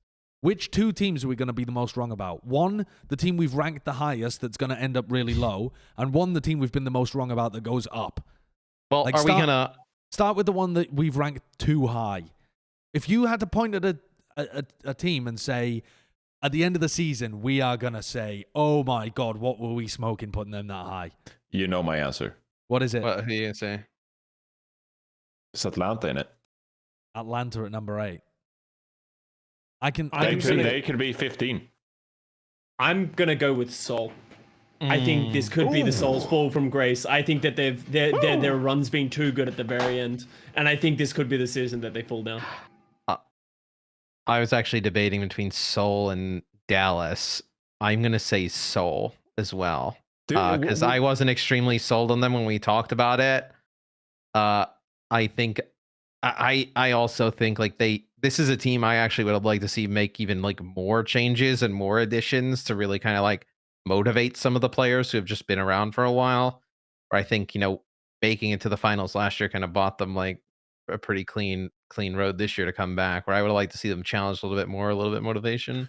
Do you guys think it would be bants if Dallas were just shite this year? I mean, that was the one that I was thinking. I was like, funny. I could totally see Dallas, like if Dallas ran into some bad metas, like I could see Dallas being worse than like Atlanta and Mayhem potentially. That's the only other one I was considering. Those Like are if the they two that I was just looking go at. into like tailspin, just like 3 matches in, like, oh god, also- Rush is not our comp. Oh my god, we have holes in our hero Yeah, I pool. mean- like what the fuck? And it just I mean, it could spiral quick, right? But also, Dallas are the kind of team that require a certain meta to be at their very best. There's no guarantee you get that meta. Yes, In a whole that's year. true. Like, there really isn't a guarantee. Good Like, chance they don't buff Genji like that again. I mean, and also, but they can just play Sombra Doom again. yeah, there's no, we have. I feel like in the off season we always come into it thinking it'll be like the season before, and it never is. We've never had a season that's the same as the one before, not at any point. And it feels like this one should be the closest to the previous year. Yeah. But fuck me. I mean, we could have a double main tank meta at some point during the league. Who are you, And it just booms everyone. No one's prepped for it. No one has 2 main tanks on their roster apart from me and- Soul, and they just ride it up with Gesture and Marvel. Aha, you laughed at us when we were running Marvel at off tank, didn't you? But now we have 2 of them. So wait, Now me we and have 2 Scott of think them. Soul. What about you and Johnny? What do you guys say? That's Johnny Atlanta. said, Jonathan's in Atlanta. Atlanta. I'm going to go for a bold pick here. I think there's definitely like some people around like the 11 to 15 that could just fall off the face of the earth. But I'm going to stick my neck out and say that it's the Justice is the team that I'm looking at. Because what we have here... It's not cool. It's not wild. What we have here... What we have here is them... Let him talk. Let him talk. What we have here is them at a clear number 3 position in North America. We have Shock, Gladiators, Justice, and then a gap down to Dallas at number 7th. And we're not even that sure about Dallas. It's like there's a tier here with Dallas, Atlanta, and Mayhem in North America, right? And there's a tier here with Shock, Gladiators, and Justice. I'm not convinced that Justice are gonna... I don't know. I've just got this gut feeling that they've made all the right moves and they're still gonna get boned a little bit. I'm not saying they're gonna fall off the face of the earth, but I think they're gonna have growing pains at the beginning of the season, maybe a little bit, and their players are gonna look spectacular, but they might not be able to get the wins over the line, and they end up going down to like, I don't know, I guess maybe like I could see them at like 5th or 6th in NA, and I think that would be a large disappointment for a team like this. Oh, absolutely. yeah. If the Justice ends up like 9th overall, that's And like a massive failure for a And I team know like I'm that. sticking my neck out because they have the talent to win. They do. They could Yeah. win. Like I actually think they're one of the teams that have enough talent in their roster to win the whole But I'm thing. tempted to say it everything because no comes one else together. is saying it, you know? I'm tempted to Yeah. like slide the hot take in. And then when Oh it my doesn't happen, I'll God. just slide it back out again. I feel like you've been licking frogs, man. This is nuts. All right. So what was the other one? Which team have we rated too low? If you're a player and you're sat there watching this and you're fuming because you know your team is just actually elite and these Papagas have rated you, what, fucking 19th? I can't believe it. Or whatever we've rated them. Which team is going to roast us on social at the end of the year for ranking them way too low? I'll go first. I think it's the Houston Outlaws. I think you guys are underestimating the talent that they have on that roster. I think 16th is criminally low. I think they can have a really good season. And I know it's Scrimbucks, and that is the classic Scrimbucks exchange, but even before that, I actually really like their roster. I could see them getting up to 12th. I think 12th through 16th could be reasonable positions to put Houston, I think depending on your 7th or 8th is where they could end up. You think they I think they could end up. I think they could end up better than Atlanta and Mayhem. Yeah. Bro, he must have check and direct he must have some. He may have some insider knowledge on the kind of contract that Jake got, and he's like, yo, I ride this broadcast out one more year, bro. I go back to be a support coach. I get the bag with somebody. You think they could be better than Atlanta and Mayhem? Who have you been talking to? Have you been talking to Jake? Is that your source? No, I honestly, I wish I could say I had more insider information than I do, but I don't. I just like, the only thing that I can really reference of like when I was like, wow, Houston are doing really well is the Crimzo retweet. Obviously he's inside, so he's biased, but he was saying that like they had that in that like 4th or 5th, and they were saying this was the most Can accurate. you find that tweet? Scott, we're on the Plat YouTube channel. We're not on yours. You don't have to talk about good about the Outlaws to get the views here. You know, we got them. Oh really? In. Oh, yeah. You can say whatever you want. Don't feel like you need to say a lot of good things about Dallas and Houston to get views. We're fine. We're okay. Here we are, and this is actually makes you look even sillier as well. Let me put in the Plat chat. Yeah, I mean, this is based on current scrims, right? This is so it's a retweet, but it has. Oh yeah, I saw that. It has Atlanta Reign at 3, Gladiators at 1, which is interesting. Shock at 2, Atlanta at 3, Justice at 4, and Houston Outlaws at 5. And that's what I think. Like I think it's reasonable. Like that is where we are at. And yeah, the interesting one was, but people are saying that this is the best meta for Houston, and I think people are worried about the rest of the season because that's where. But I don't think they're awful in dive. Like I don't think this is going to be like if we do go to a dive situation. Dante's like super sick. Yeah, they still got Happy Dante. Like Crimzo Juby, I think have shown a good amount of flexibility. I actually like Crimzo. We haven't obviously seen Juby play in the league, but I like Crimzo too. It's still a hot take. Remember, right? Like it's probably not going to happen, but like I think there's potential. But if it does, you look fucking amazing. I'm gonna be fucking. And nobody will really hate Houston. you. I never thought I'd cheer for Houston, but you guys got this. Yeah, I think Houston is the obvious example, to be honest, because they're such a volatile team. Because even when we're rating them that low, we're saying that they can go up or down massively. But I still think that where you're placing them up is way higher than where I would place them up. Like, I think their up season is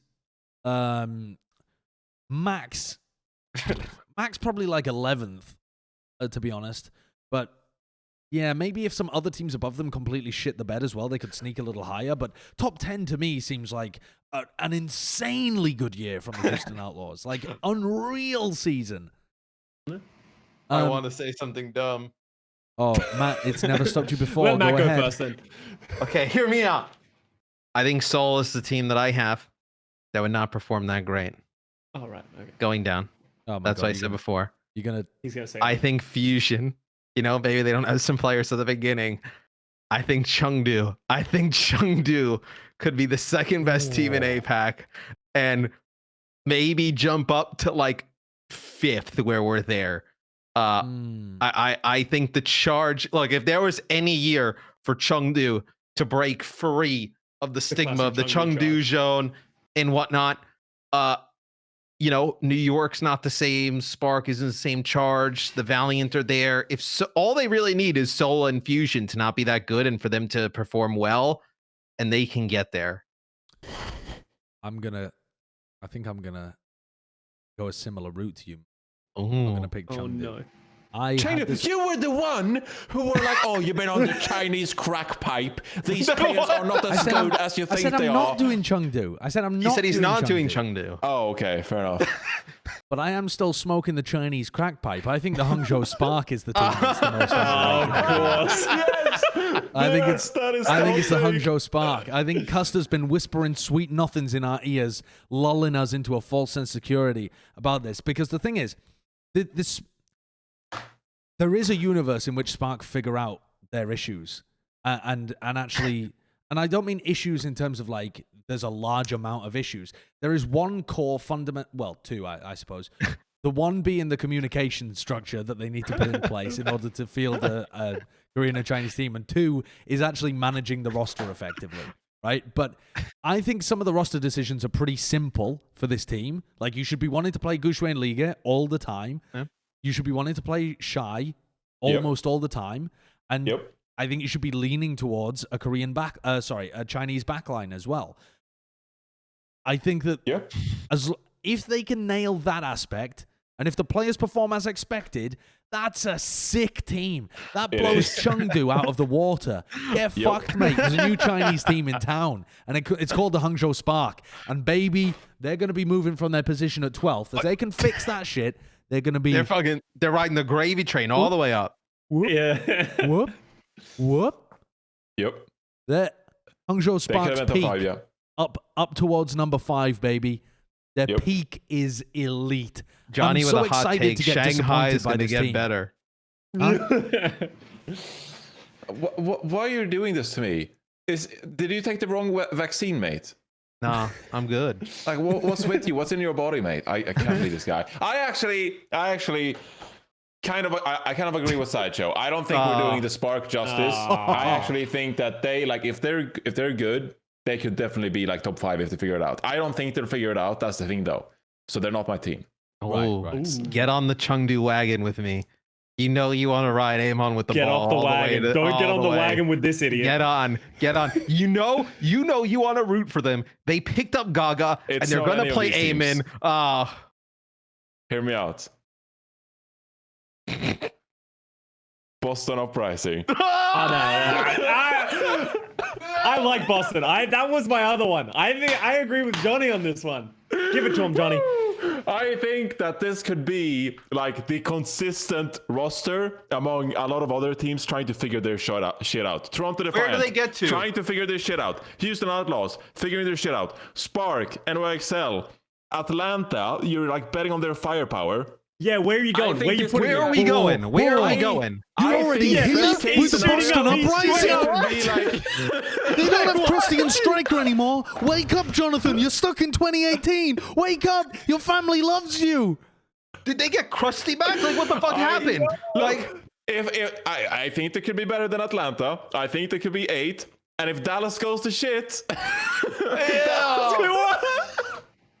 I'm just saying. I want to okay, throw my headset through my monitor. There's no.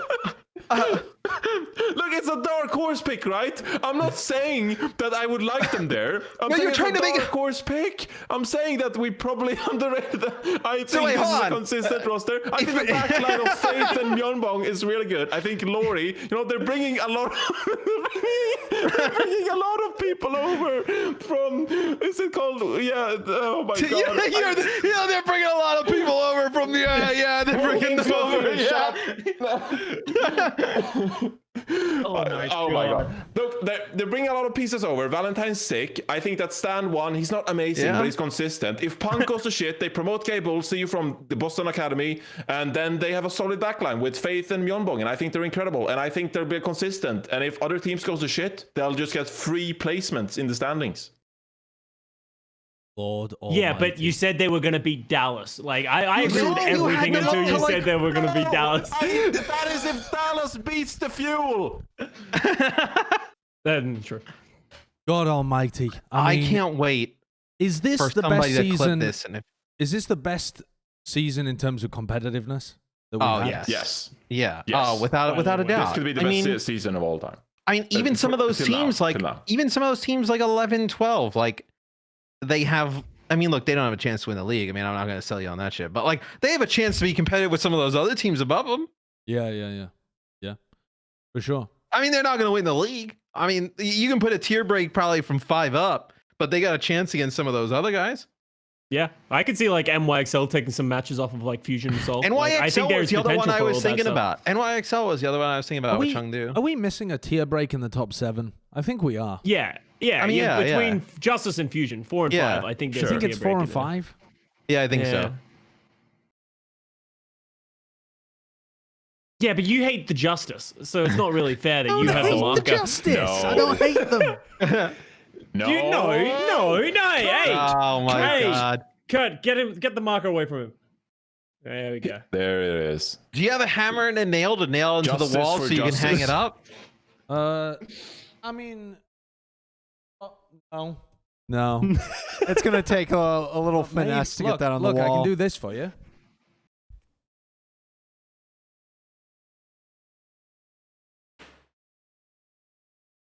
Wait, you just take a chair. I mean, you We're gonna can't stand see it now. because of the glare is I- so bad. It's terrible. Yeah, just stand there Yeah, the just whole time. hold it. And that's good. Hold it. Yeah, perfect. Hold on, I actually want to see something. How close is this to the fucking rankings we were giving teams with the letters and shit? Did we actually even come anywhere close to getting to where we were? Let's have a look at the Custa effect. Yeah, let's see how much Custa impacted Do us. you have the post? Do you have the post? I'm gonna find it. Yeah. What do you want me to pull up? I have the Custa Somebody did a ranks, thing. No, don't bring up any or of the Custa's Plat content. Chat one. Somebody did a thing like, the These Plat ones? Chat. Yeah. Oh yeah, there it is. Oh my god, what the fuck did we do? Okay. Florida. How the Honestly, hell that's- were we ranking these teams? Where's Atlanta so low? What did you guys? What the? Everything else is pretty Who is on similar. the? And oh, Mayhem's I was pretty high. yeah, I was on the Atlanta episode. I'll tell you why. Where's the shock? I'll tell you why we. Yeah, where is the shock? Oh, they did this before the shock. Oh, yeah, episode before the for some shock, yeah. reason. Oh yeah. I'll tell you why Atlanta was so low.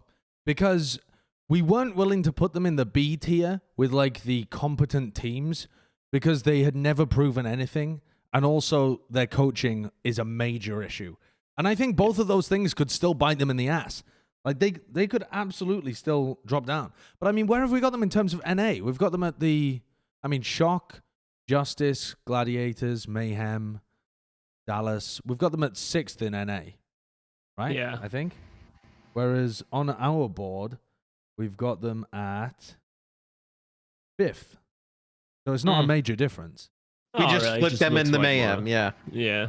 Well, I mean, what we have oh no, well, I guess what Hangzhou and Guangzhou we have is we have New York higher than them on ours today. Yeah, what have we significantly changed here? I think Mayhem.